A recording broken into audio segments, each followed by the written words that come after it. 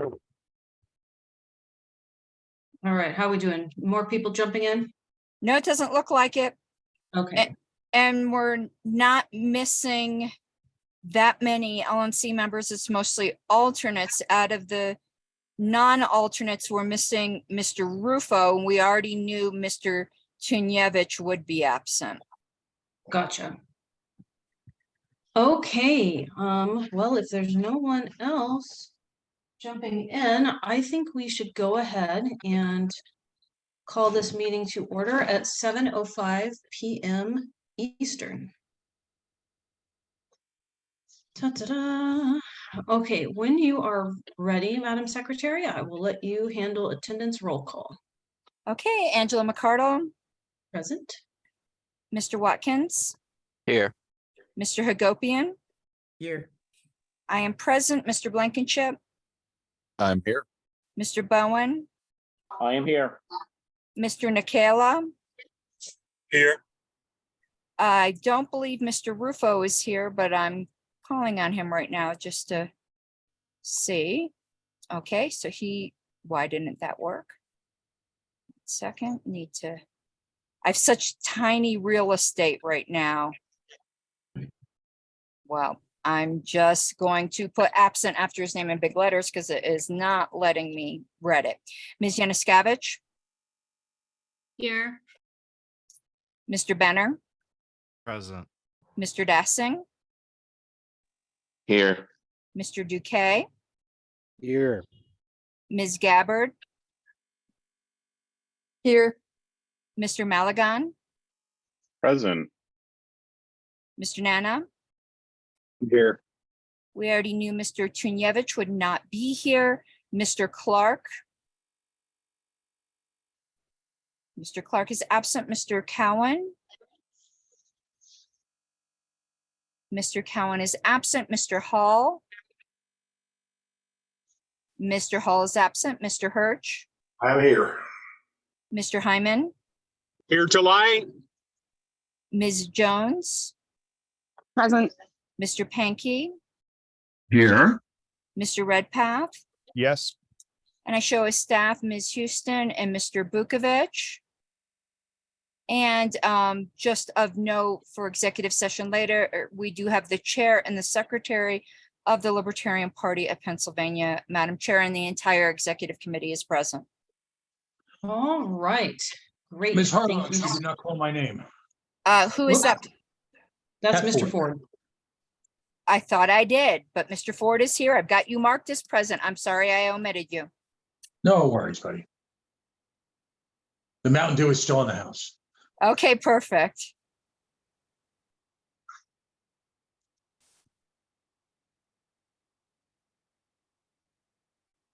All right, let's go to our agenda. Madam Chair, Rob Coburn, LPPA Chair. Chuck Moulton may be joining. Oh, okay, thank you. So what we're gonna do right now in the meantime, while we're getting everything else ready, is we're gonna have public comment. So if you are a participant, you want to go down here, if you're if you're an attendee, but you're not on the LNC, go down to click more and then raise hand. You're gonna raise your hand, woo, just like I raised mine. And I'm going to allow people an opportunity for 2 minutes public comment. If Mr. Chuck Moulton does not arrive in time for public comment, I'm going to go ahead and call on him during a specific agenda item for the XCOM meeting. So if there's any commentary regarding the executive committee meeting that happens right afterwards, and someone's not present, don't worry, we're going to get to them. Okay, so do we have any public comment? More reactions, raise hand. Oh, we've got TJ Kosen, got Rob Coburn. Okay, Mr. TJ Kosen from Pennsylvania, go right ahead. Hey, I just wanted to speak on support of giving the money to support Wes with the LPPA multi-maneuver. As you know, Pennsylvania has the most elected libertarians in any of the other states combined. And this would help the LNC look very good in terms of helping affiliates. Normally, we do fund this on our own. However, this year we came up short. If we do fund it, I sat in on the meeting, obviously. We gave you our recommendation. It's 4 different options. I support option 1. While some others supported the other options, but I feel like this is a good investment and it will help the affiliate. Thank you. Thank you very much. Up next, we have Rob Coburn, Pennsylvania LP Chair. Hello, everybody. Thank you for having me. Can you hear me all right? Yeah, Okay. Thank you again. Yeah, just to speak a couple words about where we're at and what we're doing. It doesn't look as though the LPPA and combined we're going to be able to retain Chuck Moulton. So the efforts have moved into a collaborative effort of the counties and the LPPA to push forward with the same strategies that the Moulton Maneuver has done in the past. Anything that any funds that we get are going to go directly into mailers sent out to the candidates. If you're not familiar with our tactic, what we do is we find offices where no one is running. We match that up with the Libertarian who is in that district. We reach out to them directly and let them know if you run, we will get you hired or we will get you elected. So every dollar that is apportioned to us is going to go to a direct contact made with a candidate, and that candidate will get on the ballot and that candidate will get elected if they accept.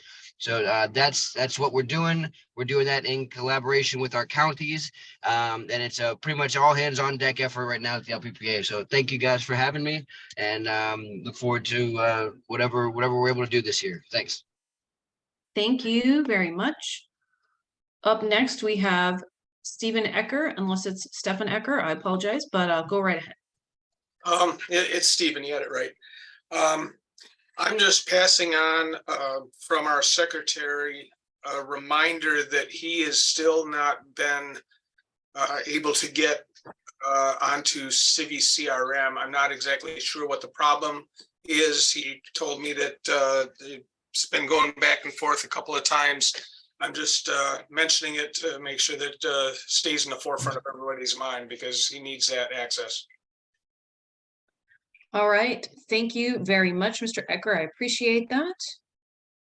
Put in a reminder to staff to troubleshoot it, and they can get with me tomorrow if there's any complications or things that I can help with. Up next, we have Hannah Goodman, Colorado LP Chair. Hi, thank you.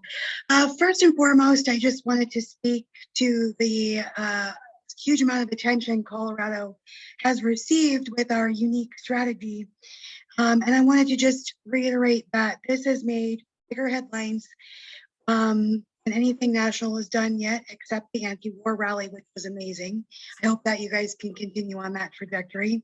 The strategy that Colorado has done in making this sort of act, if you will, it was the clear mandate of the delegates at Reno that National also take on some really groundbreaking strategies as well. I do want to speak to the fundraising. I've heard over and over and over again, fundraising is down.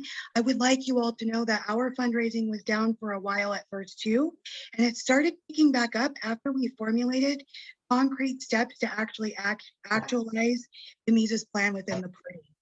When I was working on the national membership drive, it was a very hard sell, and I just have a little bit of feedback on that. Many people weren't sold on the idea of just increasing the delegation for our state. I, as the chair, am all for that. I just want you to know. You sell me on that. However, our regular people who are not on our committees and things like that, they're like, what value am I getting with this membership? So maybe finding a way to market that and finding a way to really engage people and say, this is what you are getting when you purchase a national membership. And I would just also reiterate having newly defined fundraising goals that the board sets forth for staffers. And I would just extend the offer for anyone on the national committee or staffers, if it's appropriate, to attend Colorado's work sessions so that you can see how we really have changed our fundraising goals and how we're hitting all of our KPIs.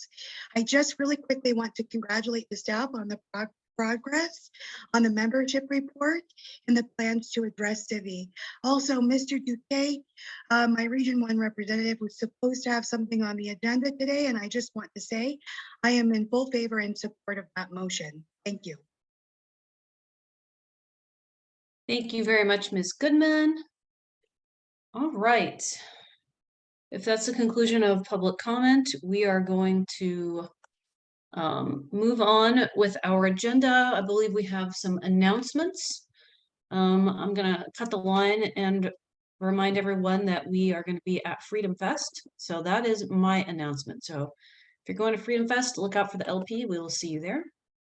And Madam Secretary, do you have any announcements for us? Yes, the first agenda item, and again, I apologize for the background noise.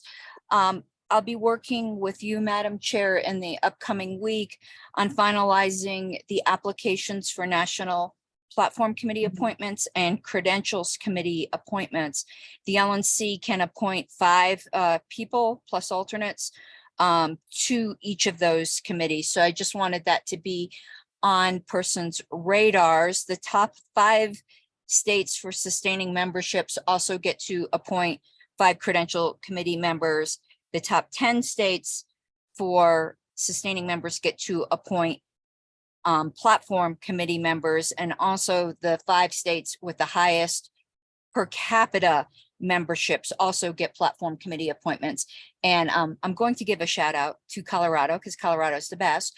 Colorado always meets both metrics, both top 10 and per capita, but we only get 1 appointment, but that allows the number 11th state in the top 10 to usually to get in, and it's the same this year. Colorado met both metrics, but as far as the LNC appointments go, those applications will be going out soon. So members who are interested in an LNC appointment, please be on the lookout for the website or your email boxes for the applications.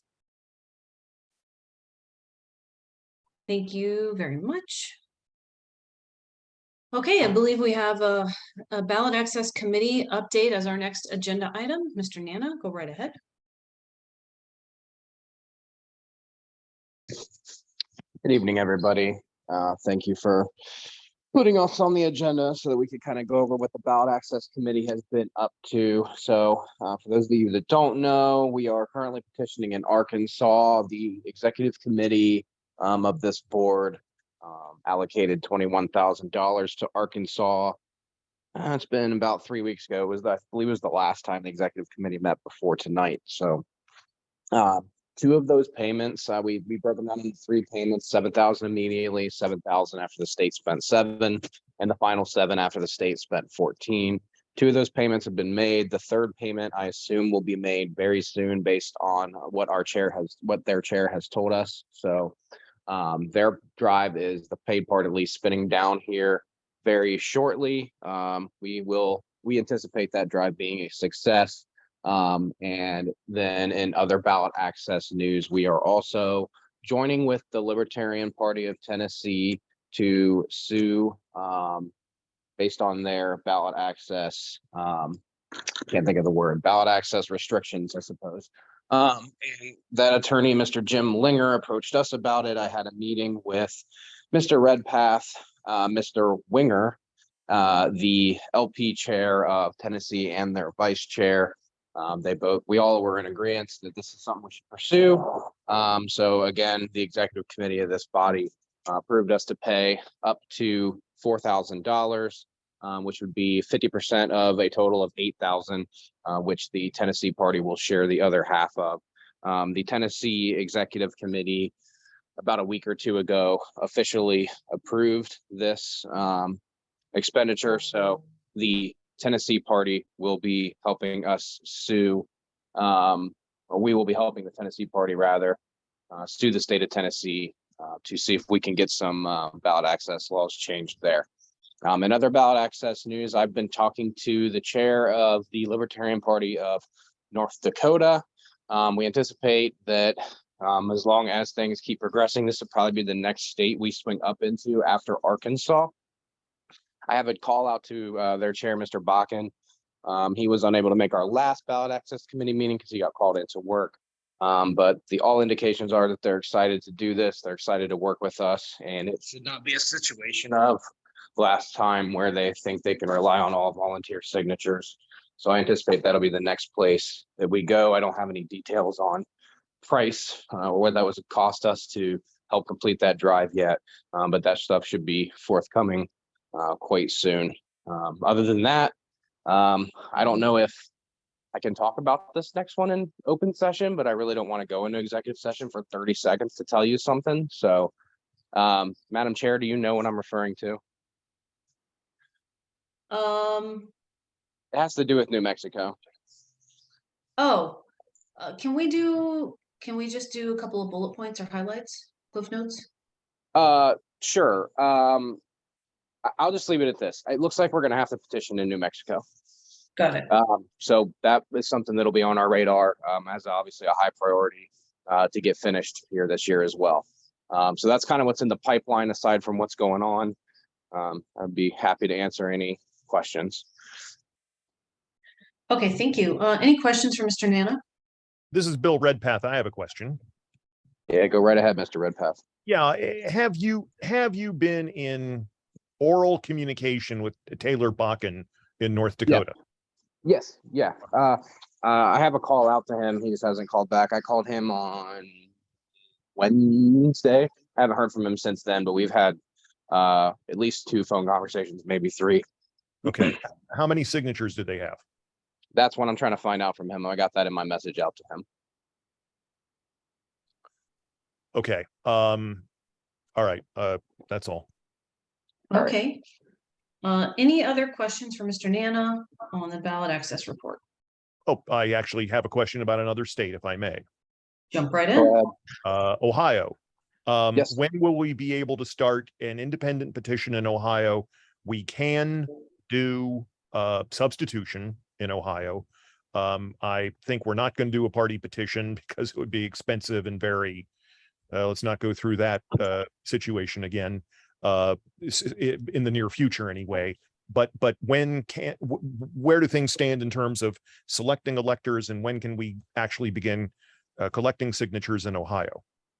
So the fellow that was responsible for gathering the last couple of electors was actually out of the country the last couple of weeks, but last I saw, we had like 12 of the 15 down. I would expect us to have all those electors selected no later than next month. So we should be able to start collecting signatures very soon in Ohio. Well, my question is, I'd spoken to you earlier about August 8th, because that's going to be an election day on a fairly controversial amendment to the Ohio Constitution involving initiatives and referenda. I just want to point out that could be an excellent day to petition, and I sure hope that we can get the petition. I don't know, will it be legal to start petitioning at that time? As far as I understand, it will be. Okay, so I just request that we be ready to profitably use August 8th as a petition day. We could get a lot of that drive done on August 8th, and I sure hope that petition's ready to go by then. It should be ready to go by August 8th. Okay, thank you.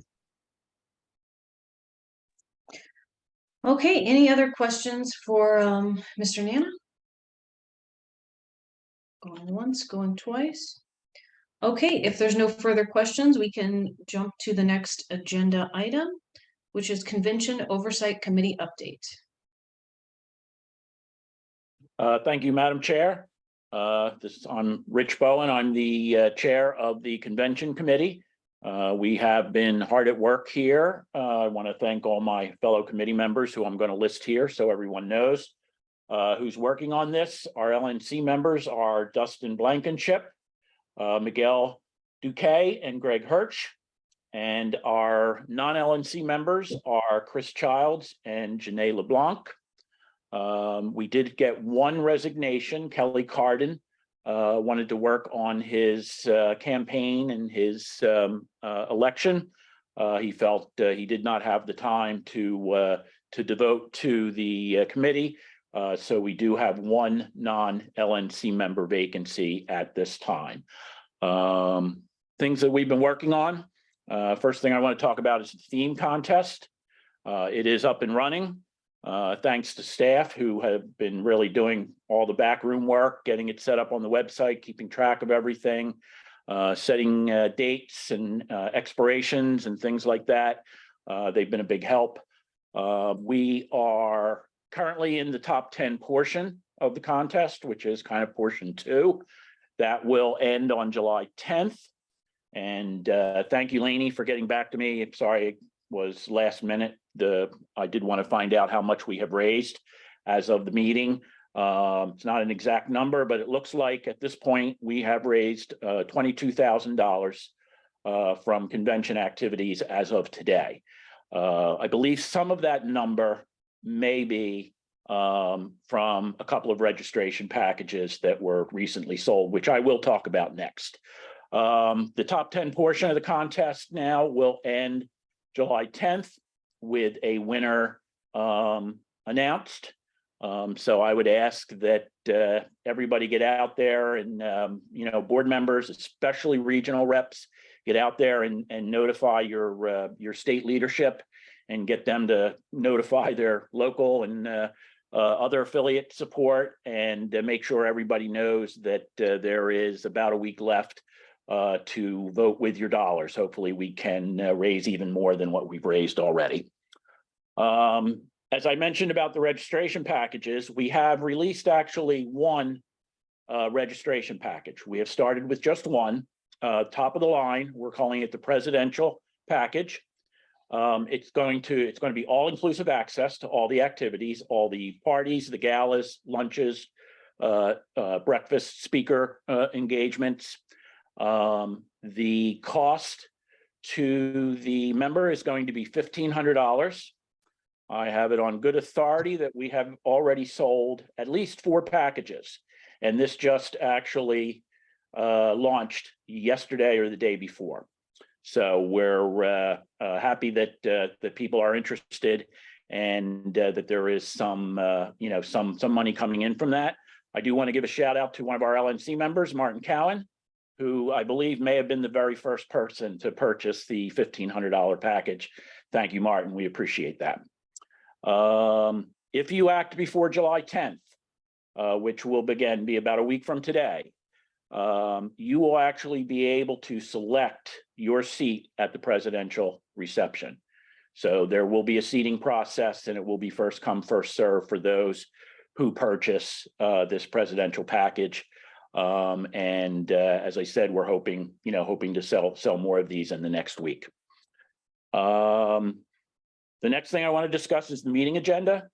We are working on it. We've been through a couple of versions. I'm hoping to have a version that is approved and authorized possibly at this week's next meeting later this week.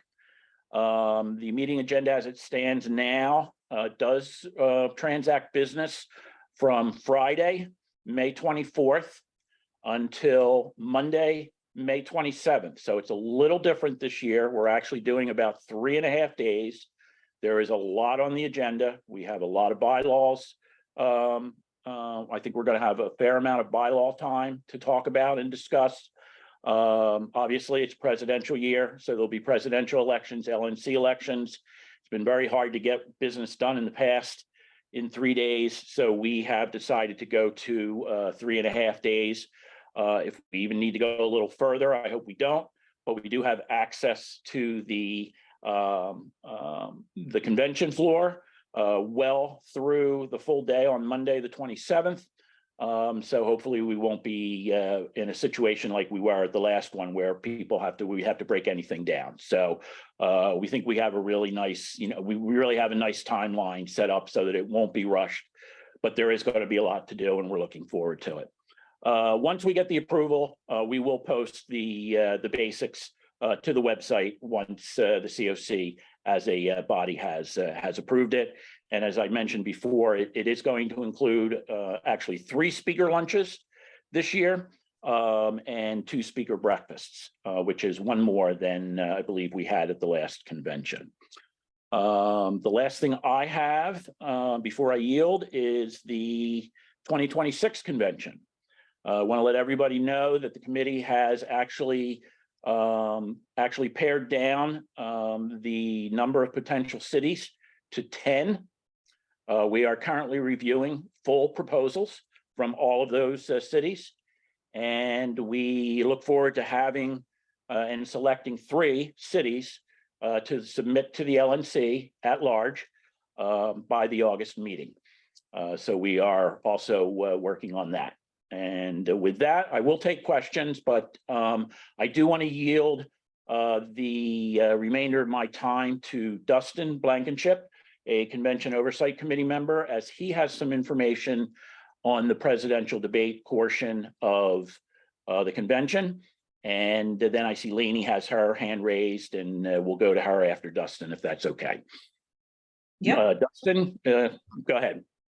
Fantastic. So I will be very brief. I obviously do serve on the Convention Oversight Committee, as well as I'm the vice chair of the Candidate Support Committee.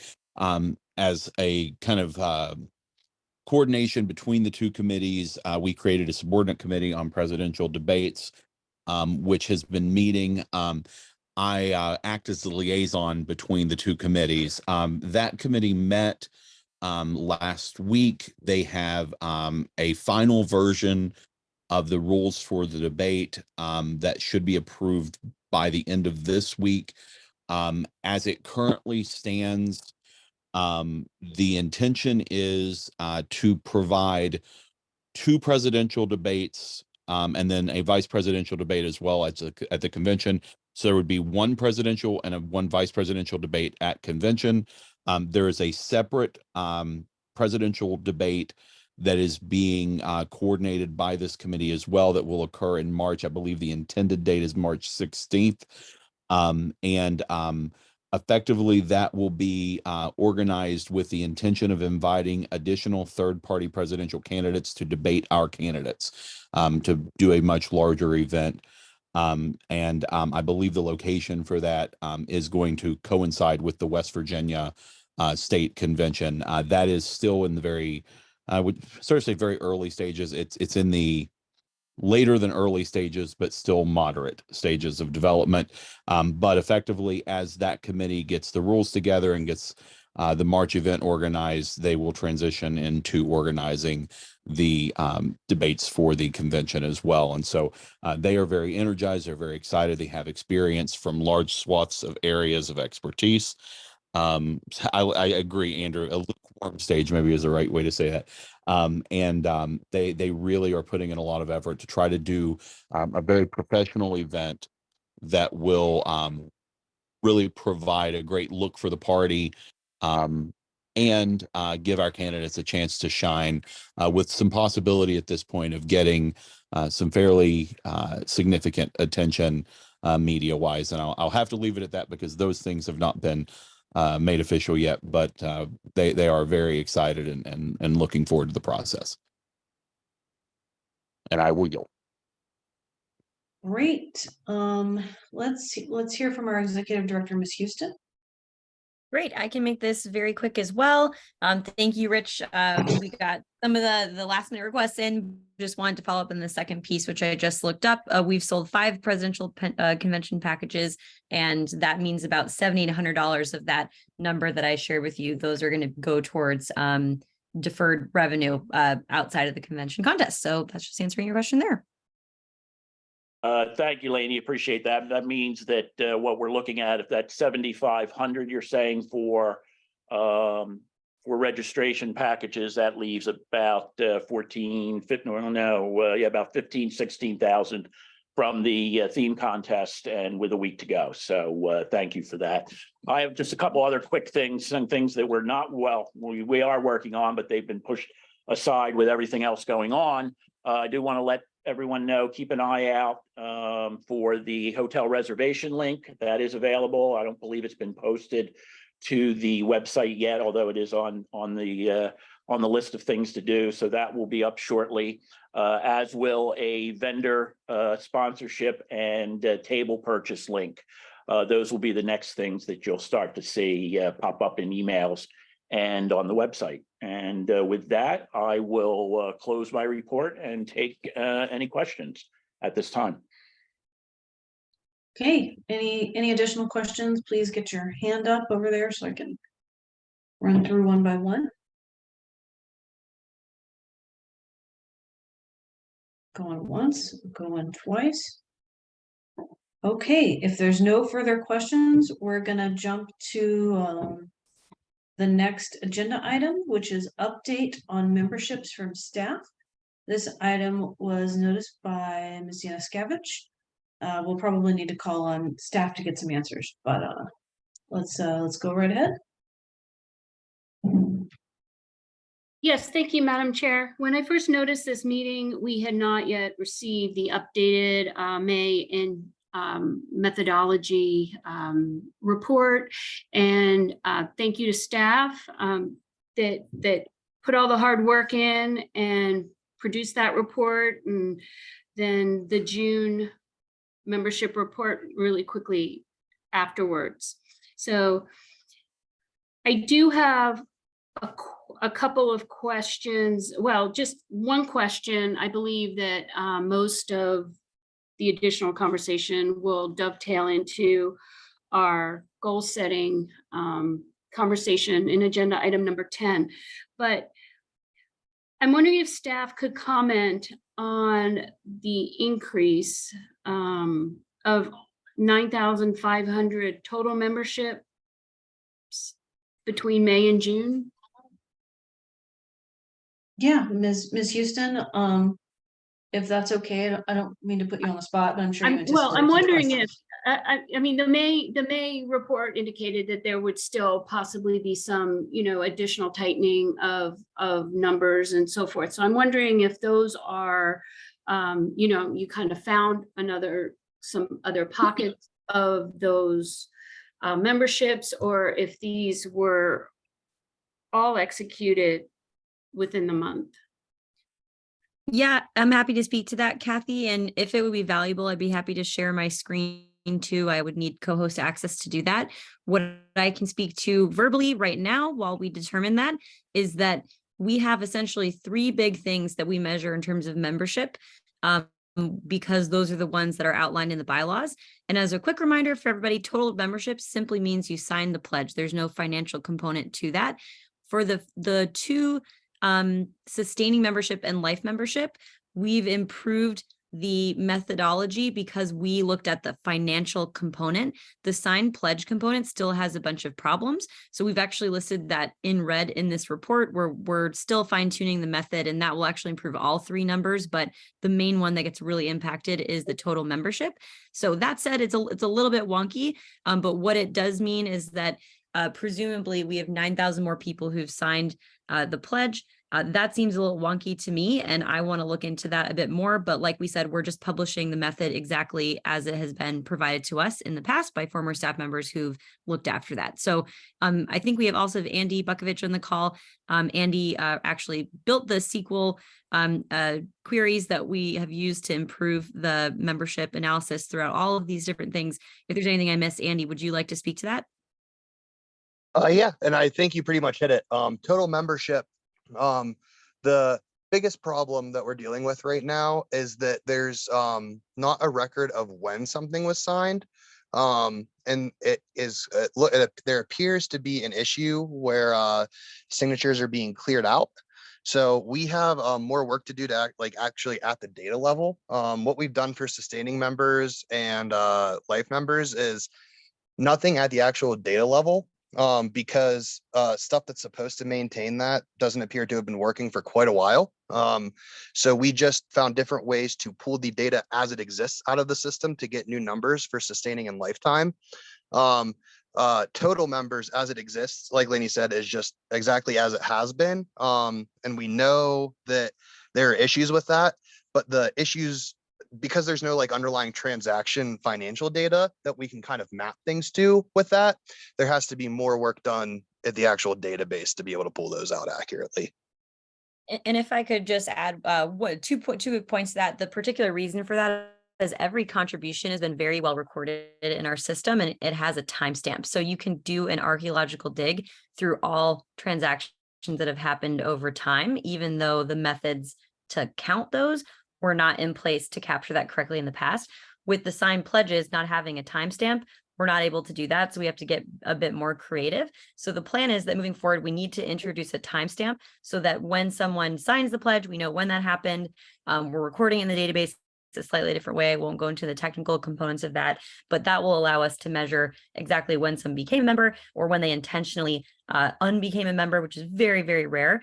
On that note, I want to clear something up so people A, aren't worried, and B, we have a bit of a public service announcement.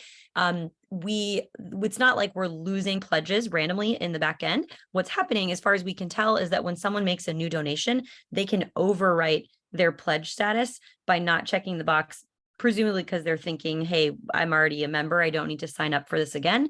So what we're suspecting is that the overwriting is what's happening there. That's of course a great thing. You want your overwriting to happen on someone's contact when we're talking about things like issues. For example, if you provide 3 new top issues that really matter to you, that's something good. We'd want to get the most current information for, but we wouldn't want to undo your membership when you didn't even mean that as a member, which is something I think that happened to our own treasurer, Todd Agopian. So we fixed that on the back end. So that's the quick component I wanted to just add in there is PSA. If you don't want to unbecome a member by accident, just keep checking that box and we'll make sure we let membership know when it's fixed. Okay, Ms. Harlos? A comment and kind of like, I guess, an announcement or whatever, and maybe there's a question buried in my comment. In the past, or maybe I just missed it, I don't really think we so granularly kept track of when, if or not somebody has a free membership that is signing the pledge, because it isn't particularly relevant to very much. The only thing, even in our bylaws right now, besides that being the definition of a member that it's relevant to, is judicial committee qualifications. They had to have been a party member in the past 5 years, and it doesn't say sustaining, so they just had to sign the pledge. But I can tell you at storage, I've probably got 4 black boxes of signed pledges from the 70s and the 80s that, you know, aren't in any kind of record. So I would just hope we're not spending too much time on a number that doesn't really yield anything for us, because it's not that meaningful for a lot of our operations. So that's just a comment I'm throwing out there, because I don't think there's any way we're ever going to be completely accurate with that. The way our bylaws are written, it doesn't even say they have to give us a copy of the pledge. Someone can sign a pledge in their living room and put it in their drawer, and technically they're a member of the Libertarian Party. So just hope we're not spending too much time on that.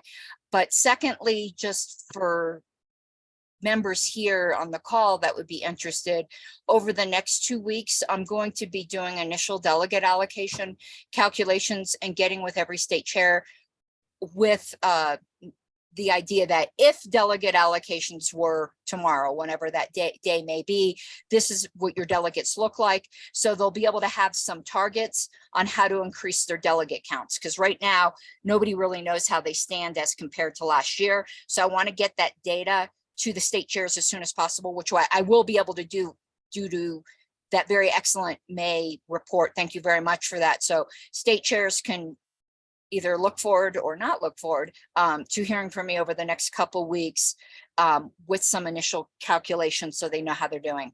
Thank you. Got 1 minute left. Thanks. Or I'm sorry, Mr. 2 Malcolm? minutes. 2 minutes. Mr. Malcolm?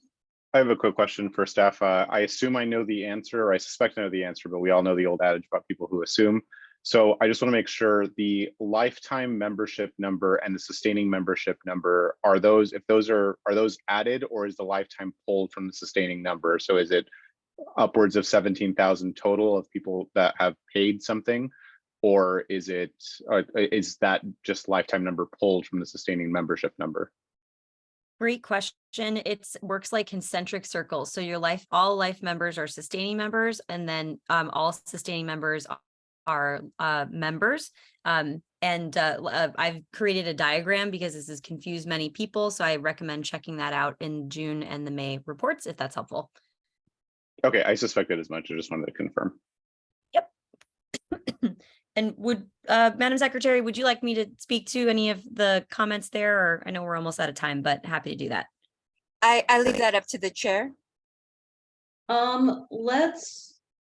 Let's wrap here, and Ms. Houston, if you have some really good information on that, let's drop it on the list and maybe like append it to the membership update if you want, or you can just do a new thread. Sure thing. I'll put it in the chat here as well. Great. Awesome. Thank you so much. Okay. Let's go on to our next agenda item, which is policy manual amendment portions of debate, if any, may be in executive session. Hopefully everybody caught that and got a good heads up on it, but Ms. Harless, this is your agenda item. I'm gonna trust your judgment when it comes to executive session, and I'll help facilitate that. Well, the potential policy manual amendment had been previously distributed to LNC members. There was some debate and revision in that confidential thread. I'm willing to just make the motion at this point if there's no further debate and refinement. I don't want to make the motion until we are done debating and refining. So I can't know if we need executive session unless any LNC member tells me they would like to debate or refine it further. Any comments from anyone? Just make the motion. Oh, we got a couple of hands up. Okay, Mr. Ford. Madam Chair, is it safe to assume that we're going to be going into executive session later on in the meeting regarding finances and some of the other issues associated with that? It is safe to assume that, but based on the timing of everything in this meeting, it's not a guarantee we're going to have a ton of time in executive session. Okay, fair enough. I think the bylaws are straightforward, and I'd like to have this debate in public. Thank you. You got it. Okay, Mr. Malavo. Thank you, Madam Chair. I was just going to say, if memory serves, there was only one member that wanted some amendments or further discussion on this. So I think that it would probably be fine for the secretary to just go ahead and make the motion. I think Mr. Cowan had suggested that right before I raised my hand. So unless anyone else has any sort of objection to that. I think we should do that. And if we need to go into executive session, I will halt. We'll vote on it. And if everybody votes to not go into executive session, we'll just keep doing our thing. And if we have to vote to table it, and so, we'll figure it out through motions. So let me return the floor to Ms. Harlow. So if you would like to make your motion at this time, go right ahead. Okay, Madam Chair, I'm going to put it also in the chat, but I'll read it aloud as well. So it is in the chat. It's moved to amend, that shouldn't be a slash, there should policy manual section 2.09, add a new section 5 entitled permissible use of trademarks. And it reads as follows. The following are permitted to use the party trademarks. A, the party and any recognized state level affiliate and their properly chartered sub-affiliates.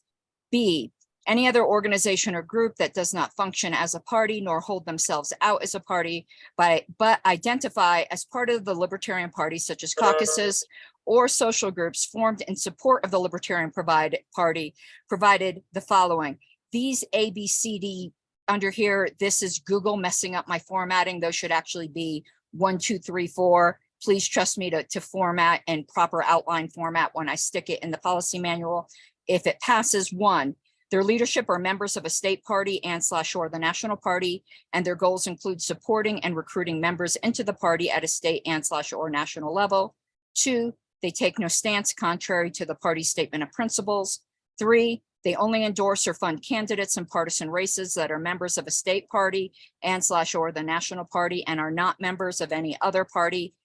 4, they do not function as or hold themselves out as or register with any entity or election board as a political party. And then this last part is a separate paragraph.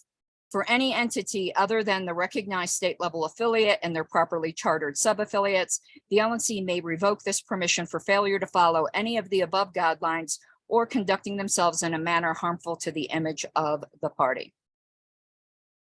So that is my motion to amend the policy manual. Second.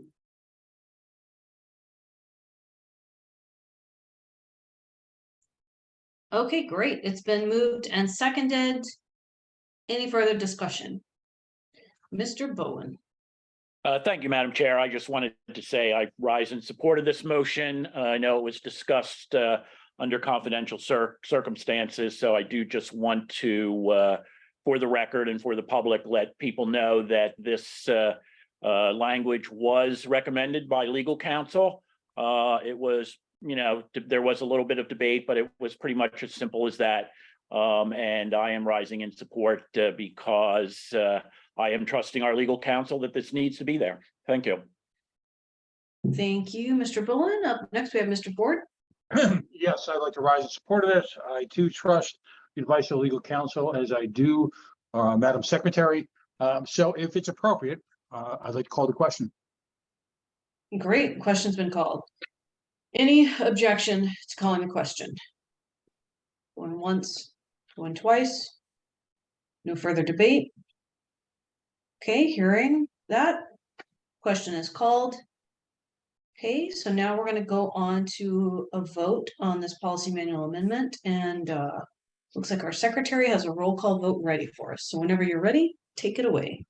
Mr. Benner, Yes. Mr. Blankenship, Yes. Mr. Bowen, Yes. Mr. Dessing, Yes. Mr. Duque, Abstain. Mr. Ford, Yes. Ms. Gabbard, Yes. Mr. Hagopian. Yes. I will vote yes. Mr. Malagon. Aye. Oh, 1 second. My screen hopped around there for a moment. Second. Mr. Nana, Yes. Mr. Nikela. Yes. Did Mr. Rufo come to the meeting? That's the wrong. Has he come in since? I don't think so. Okay. Mr. Redpath, Abstain. Ms. Yanuskevich, Yes. Mr. Watkins. Yes. Okay, Madam Chair, it is 13 yes, 0 no to express abstentions. Okay, thank you. The motion passes. Great. So we are going to move on to our next agenda item, which was noticed by Mr. Adrian Malagone. It's potential sale / relocation of LPHQ. Thank you, Madam Chair. So this was discussed, I believe, before I was on the LNC. So I was hoping for a little bit of some updates from, I believe it was Mr. Ford and Mr. Bowen who had taken it upon themselves to do a bit of research. I just wanted to get kind of an update on what was discovered, any constraints that were found, what the timeline was, and all of that. I was following it loosely at the time, and I do believe that we weren't able to sell until a certain time. And I just wanted an update as a new LNC member, and was hoping that we could talk about it for a little bit, but nothing more than that. That is probably a wise idea. Mr. Ford. Sure, I'll just, again, given the nature of the conversation, I'll keep this to the brief. I continue to monitor the real estate situation in DC and the surrounding areas. Clearly San Francisco represents an outlier in terms of its dramatic collapse, but that same issue is occurring nationwide. A staff member who's no longer with us had volunteered to engage in some more fundamental research with real estate agents. So I'd like to pick it up again because I think the issue is as topical as ever. During the budget conversations, we noted that there is an operating cost to the facility and that the facility is highly underused. We're going to be meeting in DC again. I'm assuming that we will be going to the expense again of having a boardroom. To Mr. Malgone's greater point, no real heavy lifting has been done on it since, but I'd like to restart that, in this spring. I'm sorry, in this fall coming up, because I think it's important to tie that down. And I still support selling it with the caveat, of course, that the vision of the donors is respected and that the money is invested in some type of a real estate function. Donors contributed with the notion of having a headquarters, and that needs to be respected. The question is, where are we relative to the real estate market in DC? And I would say that it's not good. Other than that, it's really been on hold since then. That was sort of the will of the body at that moment in time, was to not defer it permanently, but to put it on hold. Thank you. Gotcha. Were there any FEC considerations that you recall? Again, we, at the time, we chose not to really push forward. I think the general assumption is that there are, and that's a practical reason to also honor the reinvestment of into real estate. The primary reason I support the investment in real estate is there should be some physical headquarters somewhere. And again, we need to respect the wishes of the donors. That's critical in terms of our legacy, in terms of the legitimacy of how we do business. Again, we was at that moment in time, given the ferocity of the conversation, both internally and on the web, we decided to put it aside for the time being. Happy to revisit it, happy to work alongside Mr. Malgan to revisit it. I've heard great things about him, and I'd love to work with him on some sort of project. Thank you. Awesome. Thank you, Mr. Ford. Mr. Nicola? Thank you, Madam Chair. I just wanted to shed some historical light on where the conversation has been with headquarters from past LNCs. And I think past LNCs tend to agree that the building that we're in now is a great starter building. But one of the issues that we have, and one of the issues we might have, I don't know what the plan is, but for DC in August, is that because of the floor plan of our headquarters, it's really not convenient to have a board meeting there, because you have the square footage split up into 3 levels. You've got a basement, you've got a stairwell in the middle of the building, and you've got an upstairs. And so it doesn't really lend to an office, or excuse me, to a board meeting space more so an office space. And what the conversation has been in the past is that eventually we will outgrow this building. And when we purchased this building, which was before my time, is that the conversation was then is that eventually we would grow into something bigger. Now, keep in mind that obviously DC is not cheap. And so when we have staff in DC, we're paying for them to live in DC. It's more expensive. It's a metro area. But, you can be in DC and technically be in Virginia and technically be further and further away from the city center, where things get cheaper and cheaper. To put into perspective, I think it's the NRA headquarters. It's about 10 miles away from the city center of downtown DC. So the further away you get from that downtown center, you're still technically in the DC metro area. It's like being in Miami, but being in the outskirts, but you're paying a lot less for being in a little bit of a less ideal space, not as close to the action, but you get more for your money. And so that might be something we want to consider when we move forward, as well as the cost of living in that specific area. Because the thing we want to think about is meeting space. We want to think about staff. We want to think about any and all infrastructure we may or may not want to have there. I personally think we want to keep infrastructure out of the headquarters. What I mean is, keeping merchandise and servers and those things separate, I think is usually better. But meeting space is key, staff is key, and maybe we wouldn't even consider doing something where we have some of the historical documents and things we have in a museum to make money or something like that. So maybe there's some opportunity there to make some money off of some real estate as well, or split it up and use it, or rent it out and then use it when we need it. So there might be some opportunity to cash flow. But those are some things this LNC needs to think about, and the next LNC needs to think about up until we decide, if we decide to eventually sell and move into something different. And there's also tax implications that would strongly suggest that we would obviously want to go into something different. You don't want to just cash out, and I don't see any reason to cash out. I want to keep our headquarters, and also respect and give tribute to the people whose names are in that building, that they're still represented, and if we buy something else, that their names are still given to certain parts of the building and things like that. So that's just a little historical update on kind of where the conversation has been in the last few LNCs. I think there's always been an appetite, but I do think it's something we want to really consider, look at the market, look what we want to accomplish, and really, if that's something we want to do, we want to sit down and really talk about it and get an idea of what we want to accomplish if we do move into something different. So thank you. I just wanted to bring that up. Thank you very much, Mr. Nicola. Up next, we have Mr. Hagopian. Yeah, I have a lot of thoughts about DC versus other places, but I'm going to stick with more strategic thoughts here. If we were to sell the building, the money would go back to the building fund. We would then need to use it for a different building. So we should just keep any thoughts of net gain out of our head for now. There's FEC and or tax implications that would stop us from realizing net gain. So we shouldn't be thinking about that. And then on top of that, it's my thought that we should be having this discussion directly after a presidential election, whether that's this one or a later one. But we need to keep our eye on the ball until then. Thank you.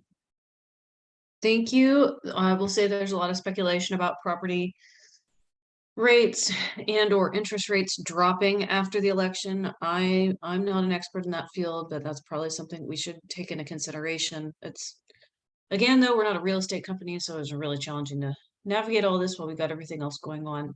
Mr. Malagon? Madam Chair, may I defer to Mr. Bowen first? I can speak Yeah. after him. I'd like to hear what he has to say. Let's do it. Thank you, Adrian, and thank you, Madam Chair. I just wanted to kind of reiterate and agree with what Stephen said. We've had this discussion on previous boards. For my part, you know, as Todd mentioned, you know, whether we need to be in the DC area or not is definitely up for debate. There's arguments on both sides.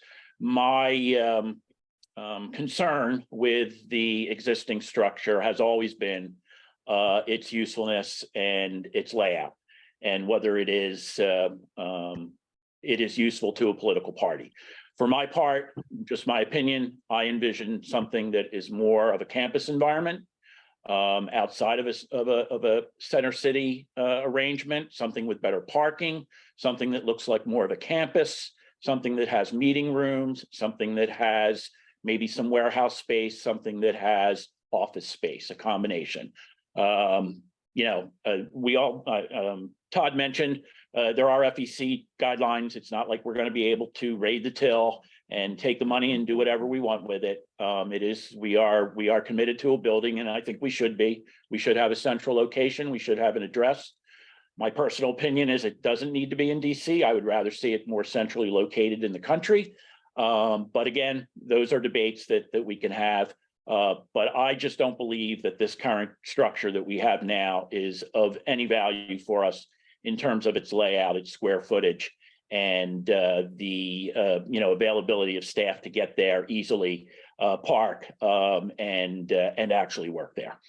So that's kind of where I'm at. I always like to have this discussion, you know, on every board.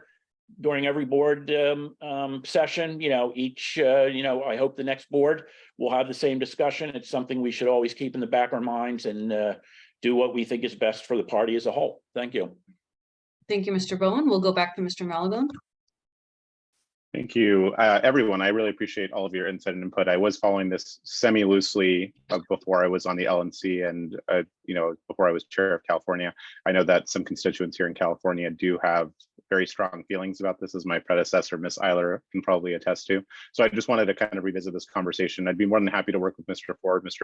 Bowen, anyone else to kind of see what we can do. As the chair said, there is a lot of speculation as to what will happen after the presidential election, and it might be prudent to start planning about that now. That's not my field of expertise either, but I'd like to be prepared. Maybe this is something that we can flesh out a little bit more in August, and that's why the next item on the agenda that I also proposed was some sort of field trip or something to just see. I've never seen the HQ now, and I don't know how many of my colleagues have, but I think that it would be important to kind of visualize it and get a little bit of a better idea as to what its functionality is and how relevant or prevalent it is for party use. All right, thank you very much. Let's jump to Ms. Harlos. Yes, obviously the money needs to, at least the initial monies that we paid have to stay in the building fund. If there's any appreciation, that does not. But from what I understand, the real estate market is down. We'll be lucky to break even. And I had heard that there was a chance that a developer may be looking to buy that entire block of row house type condominium offices.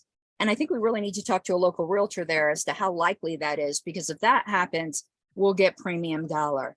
I'm not happy at all with LPHQ, but I'm also not at all happy with selling it and maybe even losing money. That doesn't seem like a wise investment, but it is a completely I think it's an unusable building. And now that people aren't working in office so much anymore, that we can find something better. And I could tell you something that's on my wish list that hadn't been mentioned here, is one thing a building can do for you, even when there's nobody sitting in it, it can advertise for you. If you get it in a space that doesn't have as much zoning restrictions, and you can have a big billboard or something on top of it that says, you know, home of the Libertarian Party or something, that is doing something for you every single second of the day as people drive by. The signage that we're allowed to have at the current building is just ridiculously small. It's like, looks like like one of those tiny little grave markers you put in the ground. So I hope somewhere else we get is not quite as strictly zoned, so that we could at least put all kinds of signage outside to advertise our party. Very good point. Okay, if there's nothing else on this agenda item, going once, going twice, we're going to jump to the next agenda item, which is the CIBI report.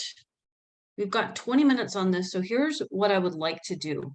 Madam Chair, Mr. Malagon also had visit to. Oh, I'm so sorry. I jumped over it. Yep.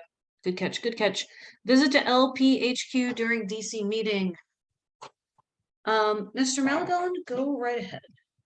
Thank you, Madam Chair. So as I mentioned before, just to Mr. Nikkela's point, a lot of people have said that it's unusable, and I appreciate Mr. Nikkela kind of giving a verbal layout of what HQ looks like. As I mentioned earlier, I've never been there. I think it would be a good idea. I was planning to go regardless. I didn't really know what the, I'm flying in on Thursday. I get there Thursday evening, I believe. So I was hoping that perhaps if enough LNC members were going to be there on Friday, or by Friday, that we could perhaps schedule some sort of field trip to LPHQ, and it would just give, I think, everyone a little bit of a better idea as to what we're dealing with as this conversation moves forward. So I kind of just wanted to see who would be willing to do that when people were getting in. I could theoretically also do after the weekend. I'd prefer Friday. I have my flight scheduled to leave Sunday night. I do have flexibility with that though, and I could push it to Monday. I would rather not, but if the majority is willing to go after we adjourn on Sunday, I would be amenable to that as well. But I just kind of wanted to do an informal poll to get people's thoughts on visiting HQ while we're in DC for our next meeting. Great idea. Mr. Nikkela? I was just going to respond to the next motion. I had my hand up for that, but no, I think that's a great idea. I definitely think we should get together and visit HQ. All right. Mr. Ford? I agree. As an aside, as it covers both the prior conversation, this one, what you're going to be surprised by is its location, particularly amongst the extended K Street crowd, how many professional organizations are, and how little the organization has done in past years to actually hold any events there. Ironically, I think this might be the first event held there since the last time the LNC met in DC. So I would love to do that Friday afternoon. Maybe we can all grab a drink or a little dinner afterwards, just to more of a getting to know you, since we've got some new members here. So I'd love to help organize that. Awesome. Thank you. Mr. Bowen? Yeah, I was going to suggest something similar. I don't know if there's anything official that is being scheduled for Friday evening, but so the rest of the board members know, during the day Friday, it is going to be a working day for the Convention Oversight Committee. Most of the committee will be getting in on Thursday night and working all day Friday. I don't know, again, if there are no official events on Friday evening. I thought, like Mr. Ford said, it might be a good idea just to have dinner there, go over, get some pizza, have some drinks, have just a meet and greet with, board members. We haven't had a chance to sit down and talk to each other in a while. It might just be a nice place to get away and actually, just get together, and that way everybody can see the building at the same time. All right, Mr. Malagon? Yeah, I appreciate everyone. Thank you, Madam Chair. I appreciate everyone's willingness to do this. So I guess it looks like a lot of people are getting in on Thursday, some on Friday. I'm not sure if there is an event scheduled for that, but we can, I guess, do this over email and kind of get an idea of when the majority can go. And yeah, I'm in favor of anything. We can do dinner, we can do drinks. I just want to check it out and get kind of an understanding of what we're working with. So thank you all. I appreciate it. Great. So I will work with staff and the Ballot Access Committee to work around timing. There's probably going to be a hotel tour or a convention tour at this meeting. So I'm going to work on the timing of that. visit to HQ, and then Saturday night, I think we're planning a ballot access symposium. So I'll have an announcement about that. So yeah, probably Friday afternoon if people get in, and if not, Sunday afternoon before people fly out, or early evening. So we'll work on that offline. Okay, now the next agenda item is the CIBI report. So it's slotted for 20 minutes. What I'd like to do is give staff up to about 5 minutes to walk us through a little bit with an overview, some highlights, and then let's have a good solid 15 minutes for questions. And when I say staff, I mean Ms. Houston and Andy Bukovich. Mr. Nikela? I'm sorry, just put me in line after staff. I just had a few questions after they were done. That's all. Okay. Okay, so let's see here. Staff, do you need screen sharing time or service? I'm going to pass this opportunity to speak to the highlights to Mr. Bukovich, who's done an amazing job working on the summary that we put out, and we can both answer any questions. But Andy, would you want to screen share or just speak to this verbally? I'm okay to just speak to it verbally. All right, go right ahead. All right, so yeah, we spent a lot of time getting this report in place, and then kind of going through some analysis based off what they said, so we can formulate some next steps for you guys. The big things were just that anything that we want Civi to do, we can make it do. The question is, how much time and effort are we willing to spend on that? And that's not going to just be the case for Civi. That's going to be the case for any technical platform that the LP chooses to engage with. They did reveal some major issues that we're having with Civi, such as the permissions. We had suspected this was an issue. This actually relates to a lot of the delays in onboarding that we have on people, because it's very hard with our permission setup to get people the appropriate level of permissions without introducing bugs into the system that you can create if you don't make new users the right way. There was a point in April that we had about 1,000 Luke Troxels in the database. The other things that it mentioned were just some server config stuff. Just some settings that we can modify around the edges that should hopefully have a impact on performance. Like they note in there, there's no silver bullet thing that they found. There's this one thing that's causing pages to load so slowly. A big part of this is because we have a huge Civi database that there's some optimization stuff that can occur that hasn't yet, as well as just some DevOps processes that are going to make responding to anything we need to do a lot quicker. It's a really long process right now to restore our staging environment from production and to be able to test anything before we apply it to production. That's another thing that they mentioned is one of the top priorities there. So all that to say, we have identified a couple of major issues that have contributed to a lot of the slowness and a lot of staff's difficulty in getting things done. And then we have also identified some solutions on how we are going to get from where we're at to a point where I think people will be much happier with Civi. Just to list them verbally for people who may not have seen the report. First step is hire Square to perform a lot of the technical recommendations that they provided. Particularly, we are interested in working with them on the permission stuff because they have dealt with these kind of complicated permission models and are going to be able to help us simplify it, which should have an impact on performance and be able to get states to do a lot more than they can currently do within Civi. Additionally, we are going with some new fundraising tools in the short term to address some of our fundraising problems. We've gotten much better at these fundraisers where we can earn revenue in Civi, like the 420 fundraiser, but we're just hitting up against some hard like life cycle marketing things that we could make the improvements in Civi, and that's part of the medium term plan that gets addressed there. But in the short term, it's going to take longer than we have to address some of these fundraising challenges. So we're going with a different tool to advance those efforts. We're additionally looking at hiring some additional technical staff so that we can work faster on some of these things.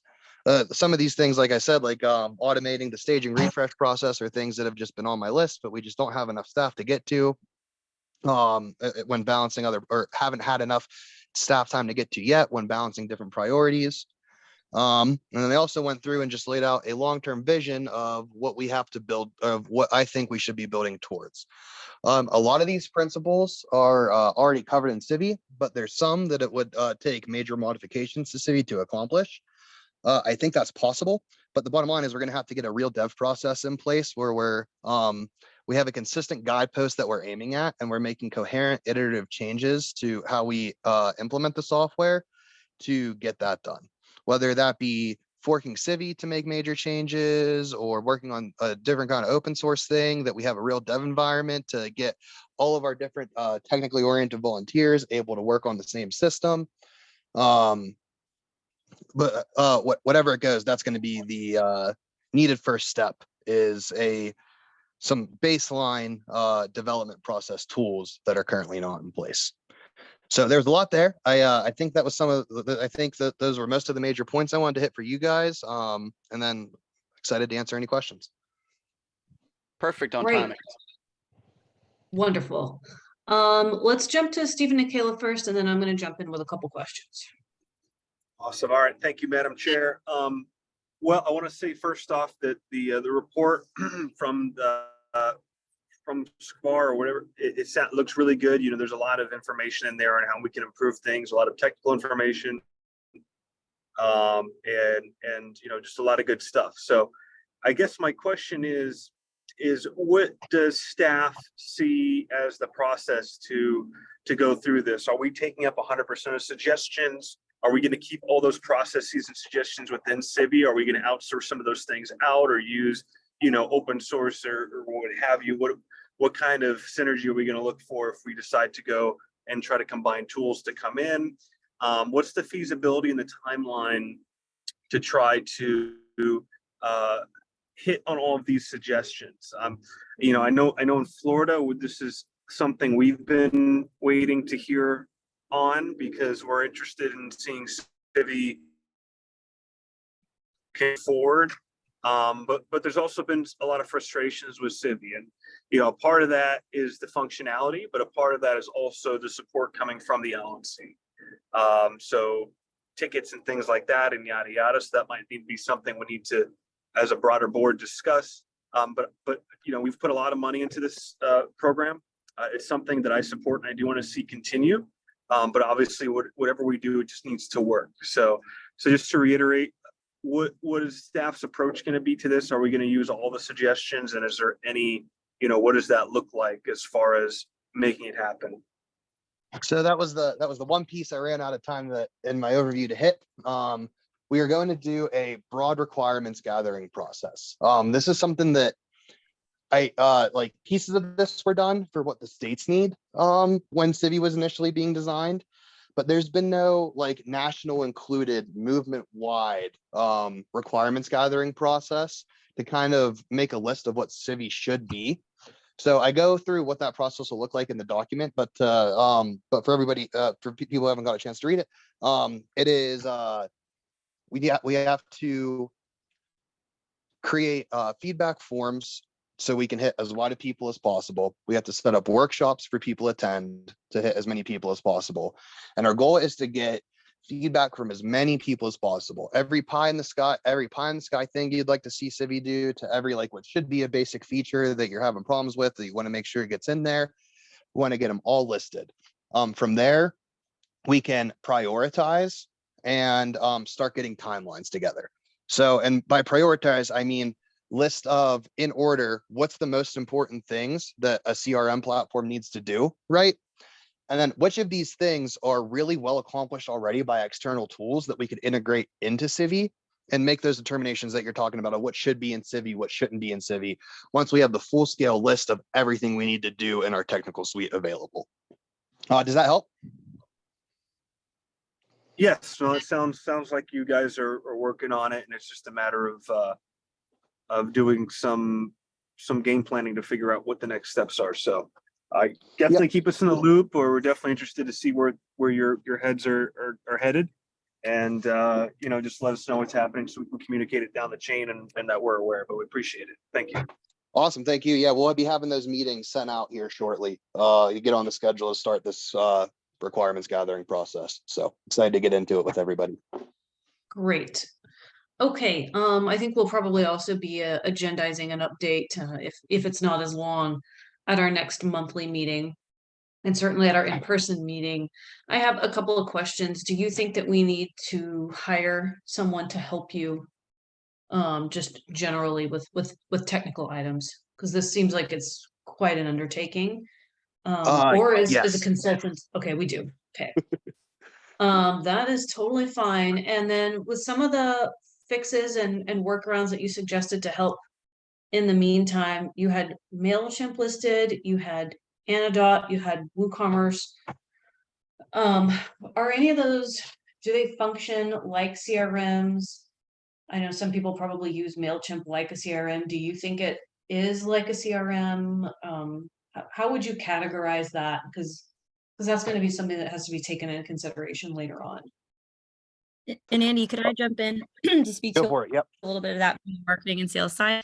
So a CRM stands for Customer Relationship Management. And I find that many of the platforms that you listed there, Angela, they have a component of that, meaning that they store customer data and it records actions that are taken on that data. As a great example, MailChimp is really designed as an email delivery service. It's a way to do marketing through email. But when you upload contacts into that, it will contain information about your customers and what you do, and therefore it's, you know, lowercase CRM in that regard. And I want to make sure we're addressing the rest of your question. Do you want us to speak to each of the different items and if they're a CRM or not, or do you want us to just talk about what the different functions are of those tools? I mean, I want to just kind of generally get an opinion on it because we're talking about using them. So I just want to make sure everybody is kind of clear on what we're doing and what it is, what purpose we're using it to. Does that make sense? Yeah, it totally does. So let me just speak to a couple of the tools that you mentioned, and there are more than the couple cited there.